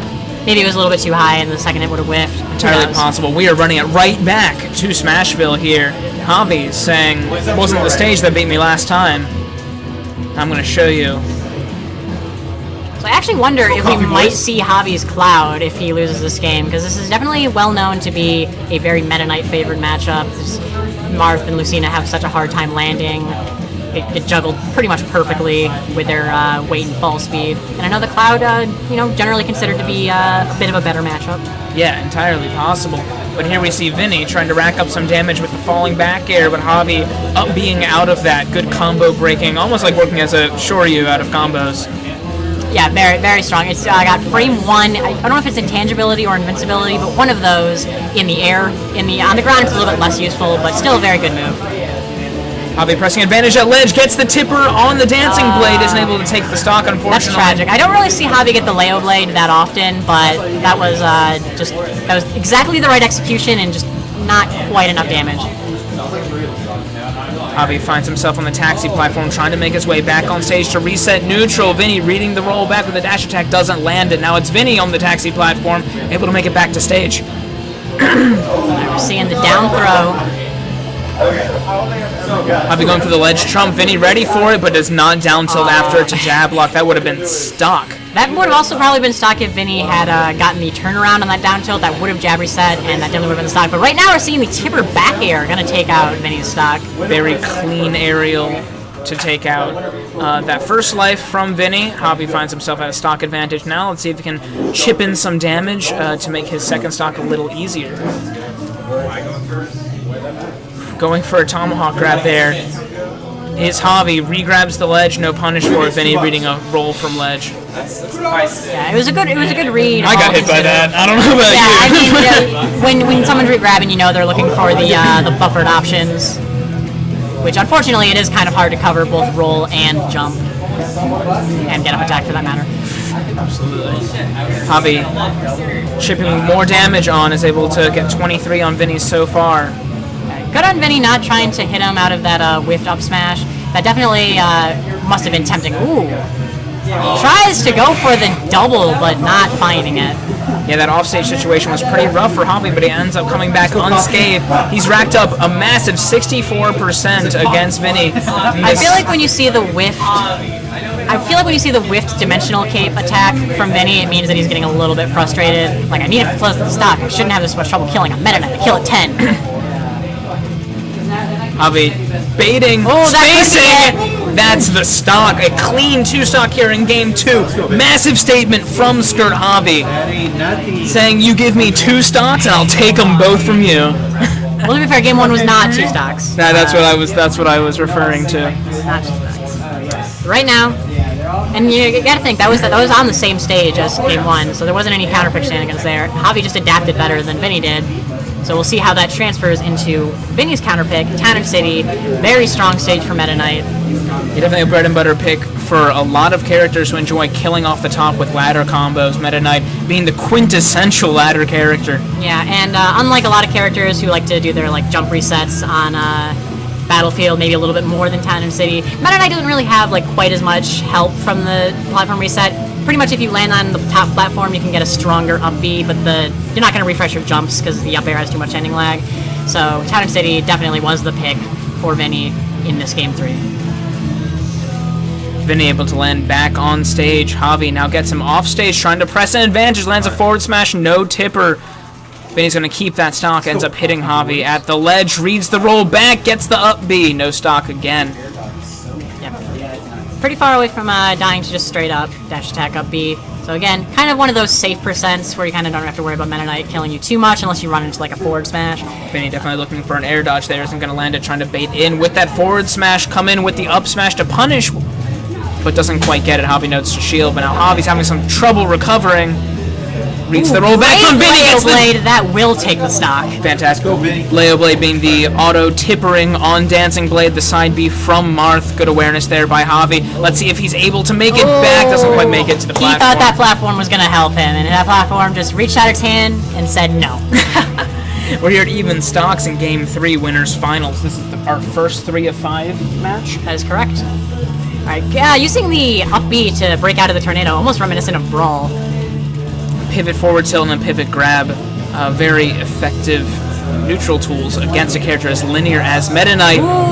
Drag down Baron to nothing. Yeah, not going to get the jab reset and just... Go, Vinnie! Oh my god! That was a very good awareness, very good edge guard there by Vinnie. He's able to just hover around Javi, and as soon as he gets to a point where he's like, well, if you air dodge here, you're dead, and so you're not going to air dodge, we're just throw out this down air, your jump is already gone, you're not making it back to stage. Good stuff there by Coffee Boys Vinnie. We're heading into Game 4 here in Winners Finals. Let's go, Vinnie. Coffee Boys. Javi technically is not allowed to go here if Vinnie doesn't want him to go there, so I, just friendly things. Just friendly things. Let him go to their counterpick they're not supposed to. I want to go to Delphina. Wow. Seeing up airs into tornadoes hasn't really been working out for him today too much, but I'm sure he knows what he's doing. It's probably supposed to work. Javi getting a good down throw back air combo. Another grab. Shield grab being a very effective tool right here. He tries to pivot grab. Tell me out! Oh shit! Alright, so the Peanut Gallery offering to give some advice of timeout, but... Yeah, just we want to see calls for timeout at 45 seconds into the match. Honestly, I'm a big fan of the slower pace matches. I think it's very interesting to see how the players' minds just go insane over 6 minutes. Because you think in a Street Fighter match, a timeout is 60 seconds, 90 seconds. Here it's 6 minutes. People die in 6 minutes. Some dedication. Javi punishing that missed up B with a neutral air of his own that isn't going to take the stock. And I mean keeping stage control. Alright, so enough of that. We're seeing the back air from Javi sending Vinnie off stage. Javi trying that falling neutral air setup at ledge. Very powerful option for Marth in this situation. Then he's just going to chill on the taxi platform, try to multi-jump in back on stage, and he's able to reset neutral. Ooh, good back throw. It seems like they push each other horizontally so much. Javi's trying to do some pivot options to punish approaches and to bait approaches, whereas Vinnie just dashing in. They're just going back and forth, back and forth, back and forth. I feel like someone's at ledge advantage every other time I look at the screen. True. And right now we're seeing a lot of footsies. Both players at very scary percents. Dash deck up B, definitely a threat right now, as well as Leo Blade, down throw up air maybe. A lot of stuff from Marth. Javi trying to police that platform. Vinnie ends up landing on it, but he's just gonna chill. Yeah, true. Vinnie not really in the position to be camping at this percent, but You know, just for a few minutes, just for a few seconds. It's never too early. Oh God! Going for the dash grab is Javi. He knows that he can get the up throw on here, but he's not going to get it quite yet. Vinny's going to call out the pivot option with a jump cancel to up smash and skid across that ground, land that multi-hit kill move on Javi. But Javi's going to punish that very unsafe neutral B on shield with an up smash. And we're here, last stock of game 4. The same brawl. Actually, honestly, Javi might even prefer if it was brawl because then he got a P out of that tornado. He did it. All right, now we're seeing the Dancing Blades. 14%, 39 is a very even game, anyone's game. Javi definitely wants this game 5. He wants to win. He wants to be on winner's side grand finals. Javi stuck at ledge, gets hit by 2 back airs. airs. And that's definitely it. Catching the jump, hitting him with a footstool down air, sending him at an unrecoverable angle. 3-1 for Vinny. Yeah, and yet another clean edge guard by Vinny in that match. He is stone-faced right now, and he is sitting pretty in a winner's side of grand finals here at this tournament. And I gotta go play my money match, basically. All right, good luck to you. I'm joined here by Skirt Javi. Oh, that was rough. Happens, man. You're still in. You're on loser side. You're gonna play. Let's go, Skirt. You're gonna play winner of Charlotte and Mitch. True. How have you been enjoying yourself today, Javi? It's been pretty chill. Shame we couldn't get a bigger amateur bracket going, but yeah, people have just been opting to leave instead of yeah, staying I don't know why. ramming. You got extra games. Yeah, it's true. So right here we're gonna see pretty interesting. There's still a beer in this. I'm taking it from Charlotte. Good. Charlotte going meat gunner. No. No, we've seen plenty of both of these players in this bracket today. Her and then CB Jimmy Very interesting matchup. It all comes down to how effectively Galley is able to wall out Jimmy Caldero. Jimmy Caldero is a player who's very good at zone breaking. If you try to play too patiently, and he's very good at countering over-aggressive play as well. But his specialty comes in when he gets in on you and he gets stage advantage. He's going to be looking for those fear options, those spot dodges at ledge, those rolls at ledge, those air dodges off the down throw, and he's going to execute off of them with some very flashy move, probably a knee of some sort. Down airs are a go-to as well. Reverse Falcon punches. Yeah, should be interesting. On the other side, we see Skirtakushi Galley G coming in with the Lucas, making a statement after not making the PR this most recent season, trying to come back and make another appearance to further Skirt supremacy. We're going right in here. Game 1 here on Smashville. Jimmy Caldero a little hesitant, but ends up going right in. Reads already. Yeah, he's trying to make a statement early on, saying I'm not letting you get away with any of that weak stuff. Galley able to make it back on stage. The jump air dodge, down throw, neutral air, down air. Back air on shield. Good pressure here by Galley G. Is able to pivot grab to punish the dash grab from Jimmy Caldero. More great walling. Great punishing here. That's a back air to neutral air to forward air. Galley just has not let Jimmy Caldero land or just win a neutral interaction. So far, that's going to be a back throw on the platform. All smiles from Jimmy Caldero. Some sort of misinput of some sort, maybe. No, the animation of my jab came out. Animation of his jab came out. Not quick enough. Oh, dash attacks. Not doing much. Galley able to get a dash attack into forward air on the platform. Doesn't quite kill with it. Goes for the balloon with PK Thunder too. We have fun here in Tallahassee for sure. I think that we have some of the most entertaining players to watch. We always go to flashy options. Always gotta pop that balloon too. But also impressive, intelligent neutral as well. Back in here, we're going to see Galley camping that platform, fishing for a pivot grab to get the same kill she got before. Oh! Almost SDing into rising knee from ledge is Jimmy Caldero. Oh! Good reaction to roll from ledge using that down smash, hitting both sides. Jimmy looking for maybe a Zaire tether, but Galley ends up SDing. Now she's just taking a second to catch her breath, do what she needs to do. Down throw, up air, very clean, but not quite a kill percentage. No rage on that Lucas to ensure a clean combo. Galley throwing out a pivot forward smash, waiting for Jimmy Caldero to dash attack in, but he's not quite doing it. Down B. And that's going to be up throw on the platform. Easy stock there for Lucas. Gushi, Galley G, representing Skirt heavy here in loser semifinals, taking that game 1. Let's go, Skirt. Let's see, 9:52. Yeah, it's getting late tonight. Anybody who's still watching stream, big ups to you guys for your dedication to our scene, to supporting us. We really appreciate it. Absolutely. Going right back to Smashville. A little bit of chatter in between the players right now. Some good-hearted chatter, but now both are in the zone. Look at that. Nair into up tilt, won't get the second one. Oh my Galley god. trying to get some jabs, but ends up getting double back aired. Missing the pivot grab. Down throw, not going to connect into much. Now you see Jimmy is starting to catch on to Galley's pivot options here. She's opting to bait out an aggressive approach of a dash grab or dash attack, and then throw out a smash attack or a pivot grab in order to punish it. However, Jimmy Caldero has been doing a good job of figuring that out. Gets back thrown off stage. Almost gets down smashed at ledge. Oh, we tech though. Glorious tech by Jimmy Caldero off of the second hit of down smash. Very difficult move to tech.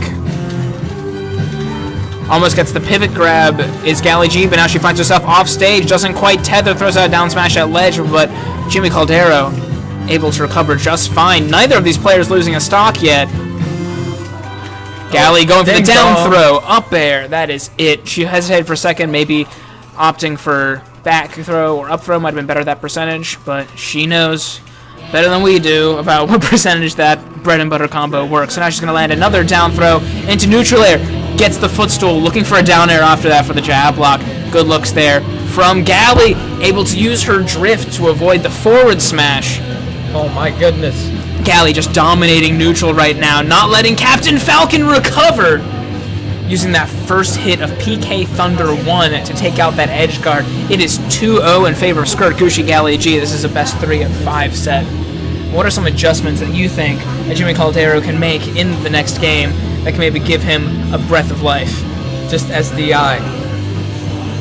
Yeah, SDIing Lucas's Nair is a very important thing to be able to do. It's easily SDIable and kind of nullifies a lot of Lucas's combo game.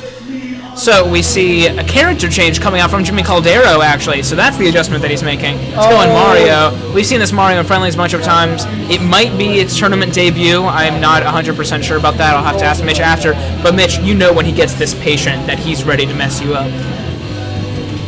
Oh man. JV. Never mind. Down throw into neutral air. Good SDI right there. That's exactly what I'm talking about. Down throw. Now these combos are much less easily SDIable. Oh, nice. Nice use of PSI Magnet there in neutral. This is a good old slobber knocker right here. Everyone knocking each other back and forth, taking damage left and right. Another pivot grab here, punishing the dash attack. Almost gets the double back air. Down throw. No dare setup. Galley sitting at 69%. Oh! Lands the back air at ledge. But Jimmy Caldero has a jump, able to make it back, punishes the roll in with a smash attack. Galley able to absorb one of those fireballs. Jimmy Caldero going way too deep with that forward air off stage. Galley opts not to recover low, is able to avoid it. Jimmy Caldero SDs. We're in here, tournament stock here for Jimmy Caldero. Ends up getting back throwed. Galley's ready for it. The spacing. More edge guarding here from Galley. Is able to stop his aggressive approaches with a PK Thunder. Jimmy Caldero throwing out back air after back air to safely space himself against a character that close. Good down air. Good adaptation right there, knowing the first time that Galley was able to drift to avoid a forward smash punish. So now that he's using a character that can quickly punish on both sides, he's going to throw out that frame 6 down smash in order to take it out. But now we see Galley back on the offensive, landing a down throw but no follow-up. Jabbing out of a down smash from Jimmy Caldero. She's got him at ledge. Throws out a down smash off her own. Now she's caught in the Mario Tornado, able to get out with a double jump. drag down neutral air from Galley into up tilt, trying to catch Jimmy Caldero's landing. She's playing nice and safe, playing around Jimmy Caldero's shield, not letting him get any momentum into a possible Mario combo. That's down throw, up air, good DI in there from Jimmy, knowing that won't work with that DI. However, that is going to be a clean 3-0 in favor of Skirt, Gucci, Galley, G, and now top 3 is 2/3 Skirt. Very good showing by both players here. Jimmy Caldero out at 4th place. Fantastic run for him. That's going to close out his tournament tonight. So our next game is going to be Losers Finals. Another Skirt side to face a Coffee Boy in Grands.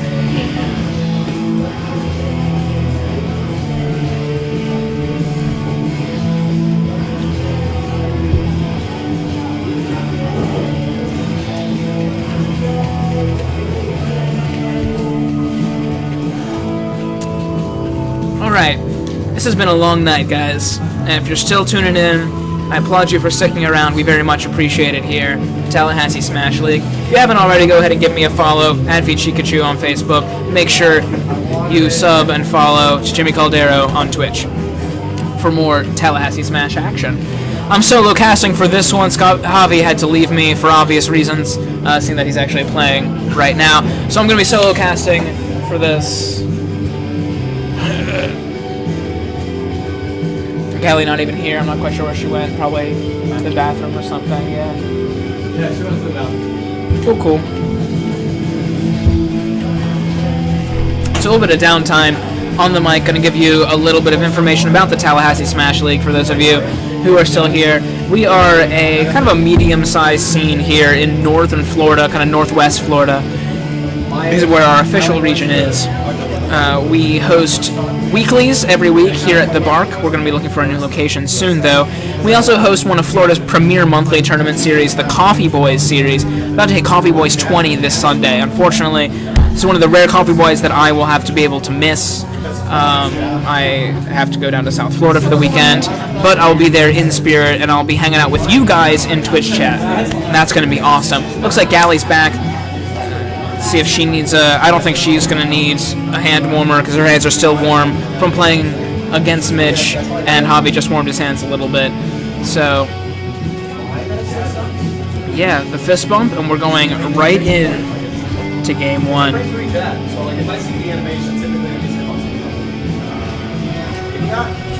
Javi opting for the white Marth for this one. Galley trying to push away, push away, push away. Keep her zone, stay at ledge. You don't want to challenge Marth for stage control because he's just going to keep his bubble and he's going to punish you for invading his bubble. Javi with some advantage at ledge. Whiffs a grab but lands a dancing blade. He's got Galley in a juggle situation, lands 2 forward airs, goes for a back air, doesn't quite land it. And a dancing blade trying to scout out what Galley's favorite options are out of the first hit or 2 or 3 of Dancing Blade even. See if Javi's able to keep her at ledge, gets the jab into forward tilt. Countering PK Thunder 2 at ledge, had that been Ness, Galley would have been absolutely dead, but now Javi's just setting up his ledge pressure, goes for a tomahawk grab, doesn't quite land it, but he still has quite the percentage lead on Galley. Galley landing the up tilt, only to get forward aired.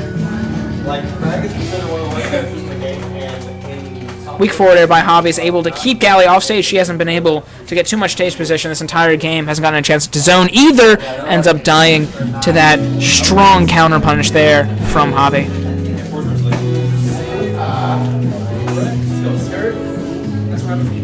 Yeah, exactly. Now it's Galley with ledge advantage, but she finds herself getting juggled suddenly. Galley trying to apply a lot of pressure on that platform with neutral air. Multi-hits are very good at pressuring people into doing unsafe options out of shield. Galley looking for a down tilt into grab, doesn't quite land it, and gets challenged by a jab from Javi. Now it's Javi at ledge. Galley throws out a down smash, doesn't land it, but lands a get off me forward air, and then showing off her psychic abilities with an up smash at ledge, just in case Javi decided to recover high. Javi reading or reacting to that roll. Extended dash dance doesn't punish the tech option on the platform. Galley's going to be able to make it back safe and sound. Galley definitely looking to close out this first stock from Javi. Javi lands the forward tilt and the forward smash. That's going to be game one, a dominant performance. 2-stock here from Skirt Javi. These are two very good players here representing Skirt, our crew, probably the second best in Tallahassee. Even though we don't have too many crew battles going on yet, we might have one on Sunday against 4B, so tune in for that if you can. But these are, in my opinion, the two best Skirt players that are here at this tournament. The only other that could probably contend with these two is Mr. Bones, who is in southern Georgia at the moment. But shout out to him, having placed very well at Baited. Absolutely. So we're going to get right here into game 2. It's true, Mr. Bones did beat Saj. Saj got double eliminated by Tally. I know Southern Georgia likes to say, oh, Bones isn't Tally yet, but don't you worry, he will be. Javi pressing his advantage at ledge here against Gally in game 2. Gally able to keep her bubble a little bit more using Zaire and PK Fire, but still ends up getting hit by these stray aerials. Javi just begging Gally to approach him at this point. Couple of boxing options by Gally isn't going to turn out in a grab. Javi looking for an edge guard, doesn't quite land it. Now he finds himself getting edge guarded. Almost landed the PK freeze is Gally. Vinnie will commentate. Down throw here by Gally, gets the down air, doesn't cause a tech situation in order to jab block. I'm joined here by Coffee Boy's Vinnie as he waits in the winner's side of bracket. How's it going, Vinnie? Very good. Very well. Fantastic. Oh, goodness. Quick tipper forward air by Javi off stage is going to take that first stock from Gally. She's going to take a breather up there in the Angel platform. Yes, definitely block that off. Are you on Twitter? No. Yeah, if you want to follow Vinnie on Twitter, just follow me twice instead. And I'll relay any and all ats you have for him to him personally. Contact my publicist. Exactly. Gally looking for the up smash read off of a high recovery by Javi. Down throw into up air. I feel like that's true from like 90 to 125. A very clean bread and butter combo from Lucas. Throwing out the down tilt at ledge. Javi going real deep for this edge guard. Excellent. Down tilt. Instincts to go out for the forward air. It was really smart. Yeah, absolutely. Javi, very intelligent like a tiger. Sequence. That was game 2. It's 2-0 Javi. Yeah. Marth's edge guarding sequences are so beautiful sometimes. Yeah. You get like clean down tilts at ledge or even 2 framing with forward smash. Then if you were coming back to ledge, I think Javi might have tried for a down air. I wouldn't put it past him for sure. We're going right here into game 3. Another trip to town and city for Gucci Gally G. Kind of safe, boring neutral here. We're going to see a quick dancing blade from Javi to get some chip damage. Now he's pressing his stage advantage by pressing Gally to ledge. On paper, this probably looks like a Marth advantage. However, Lucas has a better up throw kill option than Marth, and a really good option with the down throw. It kills at a wide percentage or wide percent. Very hard to DI, if even at all. And these side Bs, they do a good job of keeping space. However, it's really it's for nothing. Like if you are doing it, you're probably at the edge of the stage, and if your opponent's smart, they're not going to chase you over that. They're going to let you. They're going to get that small advantage like this and just let you side B at the edge all day. And Marth can cover most grounded options really well. If you jump off ledge, it's a little harder for him to do anything, but if he stands at ledge, he can cover normal get up with grab, and he can cover roll with side B. Like it's just a lot. It's a lot for Lucas to deal with. Yeah, that's definitely for sure. Lucas not necessarily the strongest character from ledge. Gally able to make it back to ledge, not losing her first stock here, is able to land quick jab combo, no PK freeze, but ends up landing the down smash. Yeah, that's gonna. It's close. It's too close for comfort, in my opinion. Lucas is one of the few characters that can reliably edgeguard Marth. It's very difficult. In this matchup, I think patience is the name of the game. Both of these characters want to keep a bubble and bait their opponent into invading that bubble with safe pokes. Only real difference is that Galley's bubble conditions you into shield because she wants to get a jab, whereas Marth's bubble is just really strong and powerful and has tippers. It's a top tier bubble. Yeah, right here, we're going to see an proper up throw DI from from Hobby. Galley. That was really good. I see a lot of people DI that wrong, but it's in, right? It's down, behind. Down and behind, yeah. I just go straight behind. Oh, just straight my behind? god, the spacing on that F smash. That I didn't. Oh, it just evaporated. Teleported. I felt that in my soul. But now we're going to see some rage from Marth getting built up as Hobby starts to rack up this extra credit on the second stock against Galley. He's got to be careful though, because if he gets down thrown right Potentially now, tournament stock right here. absolutely true. Oh, that was sassy going for the back air spike, potentially air dodge read. That would have been pretty sweet. Back air is a pretty cool move. I like it. I didn't know it spiked at first, and when I saw it, I was impressed. That's smart by Hobby, switching up his throws. He was going for the down throw combos, but at this rage, it's not going to combo. Holy smokes, that almost killed. Rage Marth, not anybody to mess around with.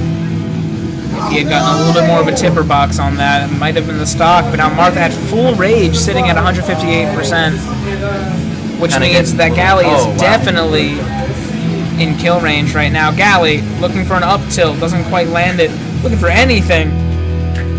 Playing nice and patient, doing a little bit of perfect pivoting, runs in and gets stuffed for it, gets thrown off stage. Javi trying to press his advantage, lands the forward air off stage. That is going to be a clean 3-0 for Skirt. Javi finishing it off with a dominant 2-stock at max rage.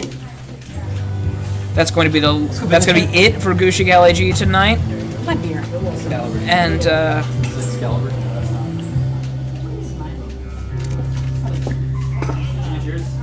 Ha, you suck. You got 3-0'd. Ha. You got 302. I know, that's the point. She 3-0'd me. That's fine.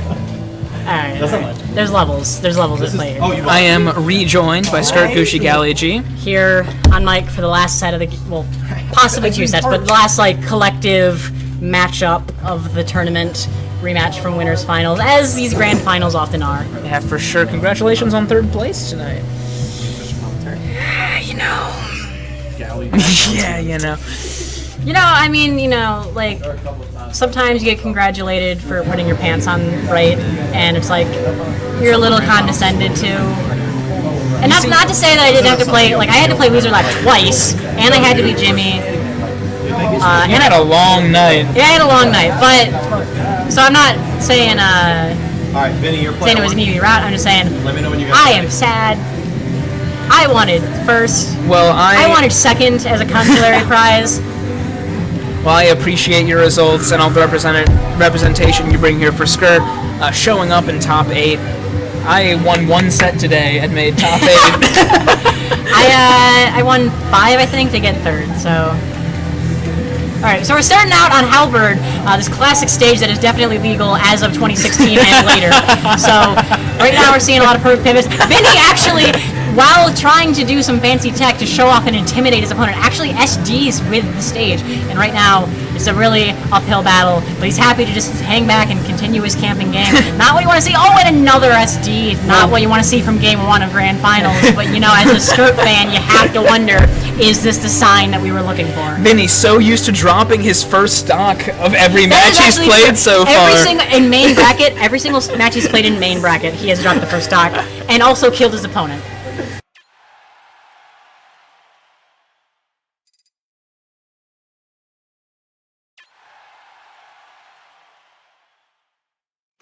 Played Sheik against me, which is not something he usually does. He's playing Mennonite in this matchup, which is definitely a good matchup for Mennonite.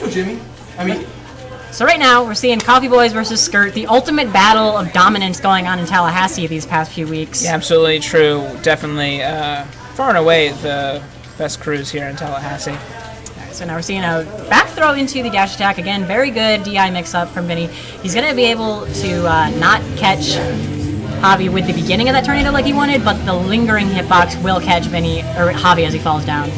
These people need less similar names, if I'm being honest. We got Vinny, Javi, Vici, Galley, Levi. I just need less of these E names. I know that I'm one of them, but we need less of them. But alright, so we're seeing Javi trying to chase Vinny off of stage, not finding the edge guard. Very even game so far. 1 minute on the clock. Yeah, this is going to be a very patient grand finals. I hope you guys like waiting. Yeah, no, I mean, it seems like Javi's playing a little bit more patient. You do want to see it. Yeah, it's a very drastic change of tone, but we're going to get 3 up airs, scouting out an option. Javi able to land a down air on stage. Vinny at 69. Very fortunate that he was not positioned off stage, as that definitely would have been the stock. Right now, exactly even game, but Vinny off stage getting caught by the nair just a little bit. Yeah, Javi almost getting both hits of that tipper nair, but isn't quite able to land them. Javi trying to press his advantage at ledge, gets down tilted. Now it's Vinny looking for an edge guard of himself. We get back to neutral at center stage. Very even game indeed. These two just seem hell-bent on keeping their percents within 5 of each other. I think these are 2 very evenly matched players. I think Javi's going to make a much higher appearance on the next power rankings, as well as Vinny. I think Vinny has a good shot for even making #1 this season. I think it's possible, especially with, again, Itheta not been going to as much recently, and Ches basically not existing. Yeah, it's a very tumultuous and uncertain time for Tallahassee Smash right now. For that matter, Puma still lives in Tallahassee, but apparently doesn't go in anywhere. That's a story for another day. A quick forward smash by Vinny is going to be punishing an over-aggressive dash in from Javi. It will take the first stock. Javi unable to land the, what'd you call it, the Leo Blade? The Leo Blade, yeah. That's not what I've named it, but that's generally what it's called. It's the auto tipper on Dancing Blade, but is able to land that tipper forward tilt, take out the stock. We're back within 5% of each other once again. I will say it's probably not the most indicative name in the world, as like 2/3 of the useful Marth techniques that are in the current meta were kind of like either made or popularized by Leo, so you know, probably not the best name. Yeah, for sure. What's the Leo Blade? You know, jab, tipper, forward tilt. Right now we're seeing the drag down. Again, missing the turnaround down tilt. It seems like Vinny's having, he's going for the gold every single time. Yeah, you just know Vinny's kicking himself for that. He's been labbing that combo non-stop for months. Is able to land 2 up airs. Good DI by Javi. Getting out of that setup. Tech chases. Doesn't catch the roll in. Yeah, Vinny's definitely another perfectionist in the scene. I feel like every time he gets hit, he's like, that wasn't optimal. Shouldn't have got hit. I feel like that's indicative of Sheik players in general. They're yeah, very that is technical. True. You have to be good at this game to play Sheik, let me tell you. That's why I'm having a rough time picking up Sheik. But so far we're seeing a dash attack into trying to get the tornado. He seems to really want this tornado, just as like a bread and butter move. He does. He uses it a lot more often than most expect him to, and it does a massive amount of damage. It does. And it combos out of up air at early percentages. It also combos out of down throw and dash attack at early percent. Just like he seems to be going for these like mid percents a lot, which you know I guess it's good for an air dodge read, and he probably knows what he's doing better than I do, as a Meta Knight main as opposed to my scrubby little friendliest character. Yeah, it's definitely not an oft-used move, but definitely one that Vinny likes to use creatively in his playstyle. We see Javi here pressing his advantage at ledge. This could be a last hit situation. I just realized it is still game 1. Holy crap. Yeah, we're down to 1 minute 43 seconds. We're sub 2 minutes here. Out of a potential. Javi looking for the tipper forward tilt, doesn't quite space it correctly. Whole lot of rolling going on. Javi baiting something out from Vinny. Is able to get stage advantage. Javi looking for a back air, doesn't quite land it. Vinny having trouble landing with his multi-hits. Or with multi-jumps. Ooh, great. Oh, he could have done the B reverse up B, and that probably would have killed. Maybe we're not killed. Actually, I don't know. I'm not going to talk about percents like I know anything.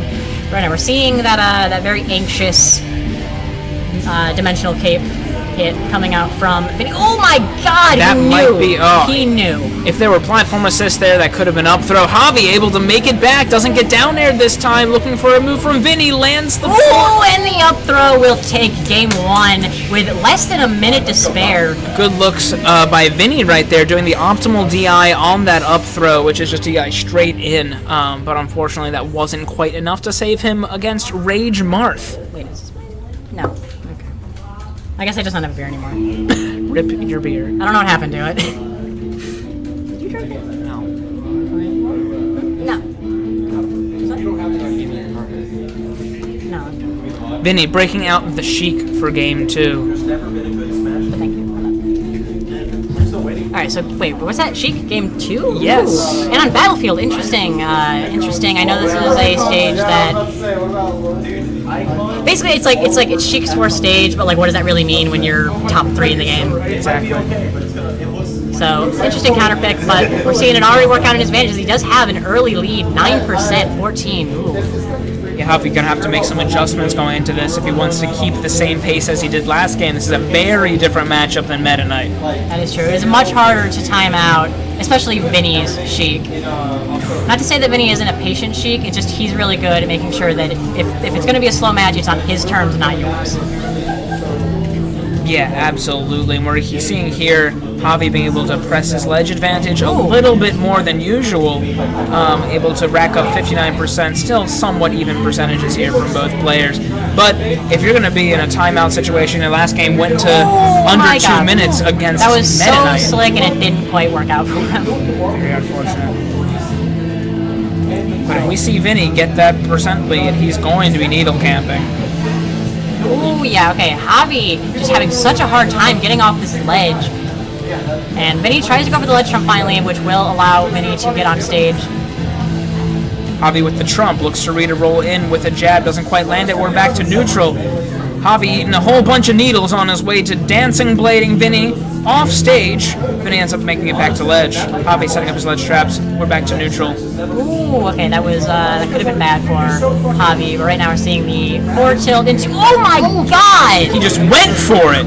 He just went for it, Vinny! That is catching Javi off guard with a seemingly rando bouncing fish. Well, I will say it's not quite a 50-50, maybe it's like a 40-40-20. It's just like, if you know that they're going to air dodge and they're at the right percent, because they don't want to get hit by another up air, and they air dodge preemptively, then you can do the bouncing fish.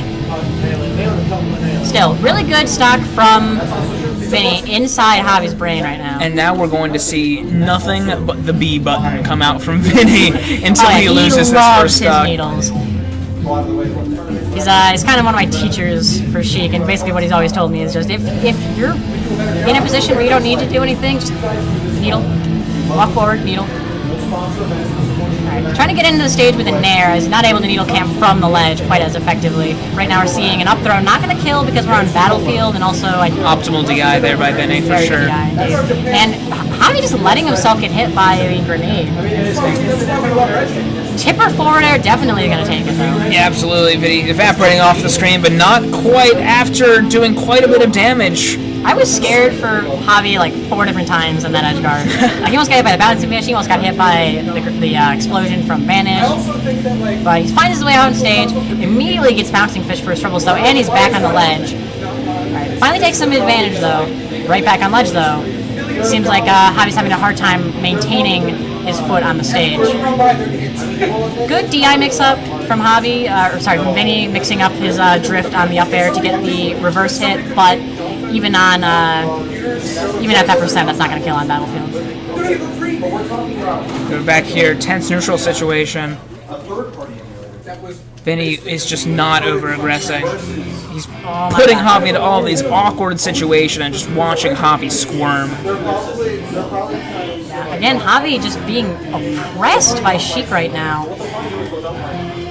I don't know what the matchup ratio is supposed to be on this, but it's looking very favorable from Sheik in Vinny's hands. Vinny landing the edge trump, but nothing off of it. Javi jumps out of the 50-50, he's able to land back on the ground, but now he's getting edge guarded, makes it back to ledge.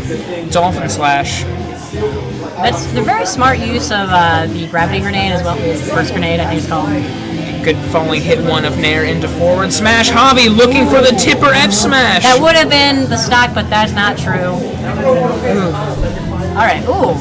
Javi slowly but surely making his way back. This is last hit situation after the blink of an eye. You have to actually think this might even be a little bit Javi's favor, as this is a definitely easier position for Javi to kill than Vinny.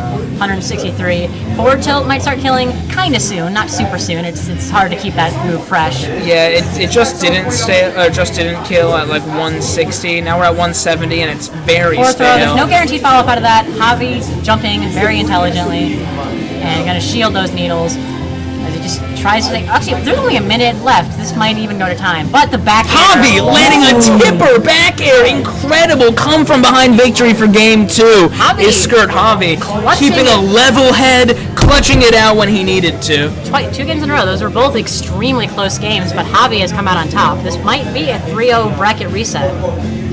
Vinnie just having trouble securing the last stock there. He was content to just sit back and needle. Just ended up giving Javi more and more rage. He's like, I'll take that and I'll tipper you with it, and this is my game now. Going right back to Battlefield for game 3. I definitely agree with Vinnie just sticking with exactly the same counter pick. If he had been a little bit more on point with his kill conversions, that would have been his game for sure. It was only because he got into those percents where Sheik has no real kill options outside of a hard read that he had trouble with that. Javi just juggling Vinnie, not letting this fast faller get out of these combos, but now he's getting comboed himself. Pretty even percents here. Yeah. Great. That was a one combo, wasn't it? Yeah. 55%. 148 from the string, but yeah, Vinnie definitely knows his optimal strings with this character. A very important trait to have as a Sheik main. Yeah. I like mini taunts, like little baits, like staying in your dangle animation over ledge like that. Yeah. Just makes your opponent want to approach a little bit more because you're being silly. Ooh, not the Leo Blade. Not that it would have killed anyway, actually. But, ooh, nice forward tilt into the Nair. It's a stronger aerial than forward air, so if you're not able to connect Nair is a pretty good option as well. Also, it means that your Nair is getting staled a little bit, which makes the Nair into bouncing fish conversion work for a little bit longer. So, always a good move to use. Absolutely, we're here with a little bit of a percentage lead for Vinnie. He has been able to keep Javi off stage and in disadvantage for most of this game, but do not count Javi out, Yeah, especially with rage. We're actually kind of in that Sheik percent again. It's not really a whole lot that Vinnie can do without just getting a hard read. So right now, 76%. Yeah, okay, he's going for the hard reads. A phantom forward tilt coming out from Javi. That would not have taken the stock, I don't think. Vinnie just jumping around Javi's shield, baiting an out of shield option, ends up getting it! My God. The jab and a tipper forward smash. Thank you, Rage, for that one. It was absolute quality. Javi ends up back on stage. Vinnie appears holding down while using his recovery so that he doesn't immediately grab ledge. Hits Javi with the hitbox of it so he doesn't end up dying, and he won't die to that bouncing fish across stage either. He's able to make it back to ledge quite safely. Yeah, bouncing fish, it's strong, but like, if it were a kill move on anyone else, you would kind of think it was sort of a mediocre kill option, honestly. It's just because she has those great setups and it's kind of her best option. Some really interesting options coming out right here. We saw a down smash from Vinnie, followed by a shield breaker from Javi, both of which missed. So, again, Javi having a really scary time getting back up, but he just goes empty landing onto the stage and then jabs Vinnie. This is my stage. Although right now, it's looking like Vinnie's. Down smash, that move that we're never supposed to use, is getting used to take the first stock from Javi. You saw Javi get a little bit over aggressive, feeling himself just a bit. After being able to survive for so long, he just came in with a rogue down air. You see him get a little agitated maybe, but that definitely was not a safe option on shield, and he for sure paid for it with his life. But now we see he's up a solid 40% on Vinnie, and we've seen he's much more apt at closing out these stocks than Vinnie has been. Javi up being out of the combo, but gets himself in another string. Carry. Yeah, right now Vinnie is just controlling Javi, but Javi able to get the grab, back throw, going a little bit deep for that edge guard and not finding anything, but the ledge option will get called out by, oh my god, that up air. Javi just throwing these fat moves out. Strong tipper neutral air. Bracket reset. 3-0. That is a fantastic bread and butter ledge trap there for Marth. If you do that short hop and then just delay your neutral air just a little bit so that you land with it, and it auto cancels, you can immediately throw out a down tilt or a forward tilt right after it to keep it safe and catch people's get-ups. But in some situations, it'll just catch the get-up itself, and you see right there Javi using that to his advantage and landing the tipper. Both players taking a quick breather in between sets. You know, except for winners finals, every single best of 5 match that has happened so far has been a 3-0. So that is interesting. We're going right back in here. Jimmy Caldero trying to whisper in both players' ears. And right now we're seeing whisper sweet nothings. Same start as the previous set. The double losers grand finals. We're getting a really good opening string from Vinnie, finding that 36% damage out of just a dash attack. And more damage coming out, but missing the second up air. 45%, still nothing to laugh at. But he's gonna get power shielded. Yeah, for a second, Javi needs a second to change gears, kind of switch up his playstyle. Fundamental characters like Marth tend to be very apt at a lot of different playstyles. So sometimes you just gotta take a second, remember what you're trying to do, switch gears, and get your right options off. Right here, he's for sure hit and shield a little bit too much, and that's why all these Marios can play so differently. It's because he's the quintessential fundamental character. Oh yeah, Mario lends himself to a lot of different play styles. Mario, Cloud, Marth, and I would say Sheik are like the characters that, like you see just the gameplay and you know which player it is. Yeah. Javi going for the counter off stage, doesn't quite land it, but he's able to make it back. Vinnie finds himself at a percent disadvantage here, ends up nicking Javi and spot dodging on his getup. Gets caught by jab 2. Javi pressing his advantage. Vinnie's able to land back on stage and reset neutral. Ooh, great. Javi on the offensive. It's the meek up air. It was not even ends up dying. Probably some very suspect DI there from Vinnie's part, but now Javi finds himself at a stock advantage. He makes sure he gets back to ledge, gets away from that ledge trump by buffering the roll in. To be fair to Vinnie, that was very close to the center of the up air arc, so it's hard to tell whether or not it's going to be the reverse hit or not. Very true. Javi going for a grab setup, but that's not going to work with all this rage. He retreats to the platform, gets hit by an up B. Vinnie sharking another option. Ends the neutral B. Is that going to be a Rufio? Not quite. This ain't brawl. If he had gotten the DI mix up on the Tornado, that actually probably would have killed as well. Javi trying to be a little fancy and land on the platform. Vinnie ready for him, but he's able to mix it up and get right back to ledge. Yeah, good job on Vinnie saving that jump. Vinnie Javi retreating and keeping his stage advantage.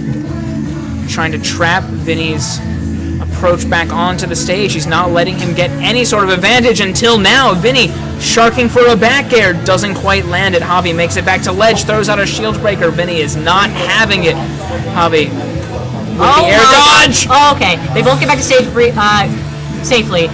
Okay, we're seeing that frustrated option this time working out for him. Absolutely. It's a very clean mix-up there. Vinnie loves using that when he knows that his usual option is going to get blown up, and absolutely you saw Javi there spacing for a forward air or a forward smash on the ledge just in case Vinnie had to re-grab, but instead he opted for the down B on stage. Oh, and this could be bad. This could be bad. All right. Javi makes it back to stage just safely with the help of that platform. That could have been a very scary situation for him because he did not have his jump. Expert air dodge there by Javi, able to make it back to stage. Will he land? Yes, he will. Run up spot dodge from Vinnie is going to dodge that standing grab from Javi. Javi trying to bait something. Yeah, Meta Knight definitely scary at those percents. 98. Just Javi a little bit playing more, and so safe. He gets the dash attack up B. Yeah, this is no Leo Blade. Pretty even still going into this fourth game after the bracket reset. Yeah, okay, so I was going to say, if Vinnie doesn't recover with the Dimensional Cape, no hitbox that time, he's a fraud. Although I'm pretty sure the Shuttle Loop almost never gets hit by counter either. No. Ooh.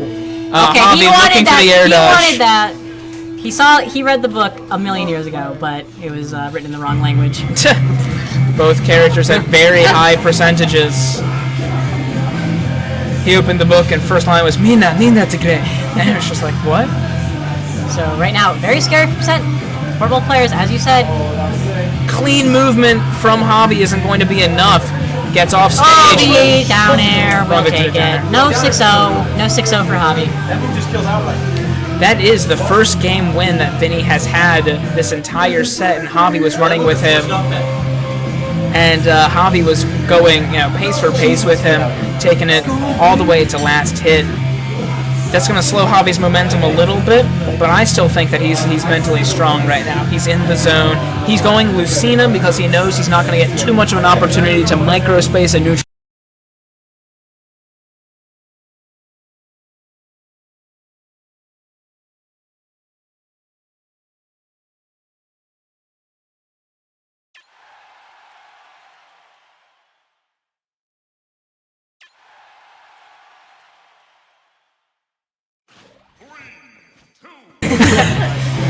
Game 2, Lucina. Why do I feel like I don't... Wait, is this Javi's usual color? Yes. Okay, I feel like for some reason it looks weird to me. Javi eating a good handful of up airs after that first neutral exchange. He's eaten 67%. Which is 2 already. less than 69. I just want to point that out there. That's true. That's a good point. 69 is an important number tonight, as tonight is Tally Weekly 69, nice. And for no other reason. Alright, so we're seeing... good jabs, getting them off, and then following up with the nair. Oh my god, beautiful play from Vinnie. Sorry, Javi. That hitbox when you snap to ledge with the drill rush is so big. Like, you always think you're just far enough away to not get hit by it, but no. Hits the other side of the stage, I swear to God. Javi making sure to shield that first hit, ends up getting down tilted himself. He finds himself off stage, no ledge trump for Vinnie. Javi's looking for the dimensional cape option, but he ends up throwing it out onto the platform. Very intelligent recovery there by Vinnie. Knowing his bread and butter options would not suffice, but that back air absolutely will, taking out Javi's first stock. Alright, down throw. Air dodge read, not getting the up air, but I think that was a frame trap actually into the forward tilt. It was. He was a little bit slow on that up air reaction. Javi ends up landing a good forward air to gain stage advantage. Down tilt. He's got Vinnie pinned to ledge. Goes for the ledge trump. Not going to get anything out of it. We're back to neutral. Jab forward smash, although more consistent with Lucina than with Marth, is not going to land right here. Yeah, Vinnie just whisking it around, not trying to have any neutral interactions that he does not approve of. The Dancing Blade can kill at the ledge, but from center stage, that is not going to take it. Javi looking for a forward tilt at ledge. 144% on Vinnie right now. Javi only at 9. Vinnie hasn't really been able to chalk up too much extra credit. Are we going to see a down throw? Yes. Javi knows the percents. He's not going to waste it. He's not going to stay if he doesn't have to. Javi's ready. He's sharking for a back air, pressuring with his movement, pressuring with his spacing.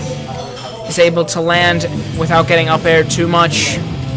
Seems like Javi is fishing for the grab, so I think that he knows that this is the up throw. 4 up airs into an up B. Nothing, and that's going to be up throw. For sure. Taking the first stock is Javi. Okay, so that was scary. He did almost get 2 stuck there because of the string, but now at 49%, that's not too bad. You know, he's out of the string range. He's not going to die at anything else weird. Let me tell you, Rage Meta Knight ladders are nothing to mess with. Because, like, the base knockback on the up airs are like, pretty low, so, like, if they don't get affected too much, but then that shuttle loop. That's for sure. Javi shielding the dash attack, pressing off stage, trying to get a gimp for himself. Maybe getting a little bit aggravated. Javi lands back on stage. Hasn't really been able to win too many neutral interactions since he took that first stock. He's able to get back, but he finds himself back off stage once again. Vinnie sharking for a back air, throws it out, doesn't land it. Javi makes it back on stage. Yeah, I think Javi was afraid of getting, like Vinnie just going for the fast fall ledge trump. So he rolled on stage when he could have punished the landing on the platform if he had not. Very unfortunate. But right now we're seeing footsie is 117% on Javi. Got him. Good dimension. Javi not falling for the dimensional cave. Yeah, like sometimes you just gotta respect it. Like it's not a good move to use the attack of, but the fact that you can use it makes the not like the when you don't throw the hitbox, it makes it that much better because people have to respect the chance that you might. Yeah, right there we see Vinnie respecting Javi's landing options. Javi's able to land without even throwing out a hitbox. Javi gets the back throw. We're an offstage situation. Javi gets grabbed himself with the platform assist. Beautiful DI, not gonna die. Enough. Falling Nair gains Javi's stage advantage, pressing it with his presence at ledge. Let's see what Vinnie's going to do about it. Oh, he wants it. Oh, that's back throw for sure. It's a beautiful bait right there by Vinnie, knowing that if he just quickly multi-jumped up to that little platform, Javi is going to try to punish it, and he's ready. He lands real quick, gets that grab into back throw. It's 2-0 right now. Vinny in the driver's seat. Javi, having won 3 straight games prior to this, is on verge of getting 3-0'd himself. I'm going to say this, no bias, but when they fought in winners finals, it was a 3-1, and then when the first set of grand finals was a 3-0. So I want to see a 3-2. Not saying in which direction, but I want to see a 3-2. I want to see a game 5. Yo, let's make this 4 3-0s. Down throw from Vinny. Or, okay, Jimmy's a TO. He wants 4 3-0s in a row. He wants to get out of here. Vinny lands the drag down back air, but once again missing that down tilt. Very unfortunate. Down throw from Vinny. You're garbage. Vinny, up air, doesn't get anything off of it. Javi back to neutral, maintaining his stage control, pressing it. And Javi gets his stock robbed by that side B off stage. Javi trying once again to get some sort of traction started, but this is just a dominant performance by Vinny right now. Vinny lands the edge trump, but Javi buffers an option. Up air, forward, almost gets the forward air to finish it off for good damage. Now he's looking for something on the ledge. He's lapped him in percents. This is scary. Back throw, not going to take it. Neither of these characters having the die at 50 types of back throws. But it has a die at 100. But, yeah, 50, no.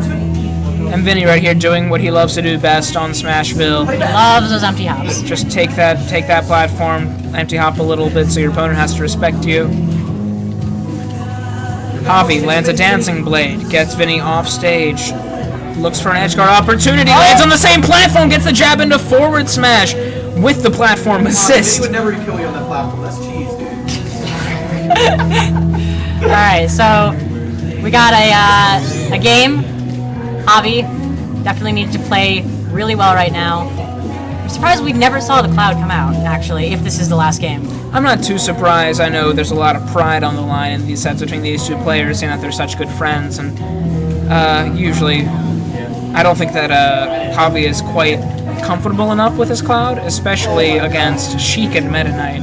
Yeah, maybe. Against Sheik for sure, actually. You are right, there is always a threat of that Sheik. So. Exactly, and Vinny is, as we've seen, and we might see right now, but we didn't, is very capable at edge guard situations. Very, very good indeed. Right now we're just saying, okay. Got excited. Good looks by Javi. Good back air, but Meta Knight gets back every single time. It's not quite as bad as Brawl, where you can get back with no jumps from the blast zone, but it's close. Javi looking for a setup, misspaces his jab. Vinny able to roll behind him. Vinny looking for a back air, doesn't find it. Javi able to recover, and now he's just chilling on that platform. We gotta play like a soundbite every time someone just like goes back to that platform and chills. That could have been it, but it was not.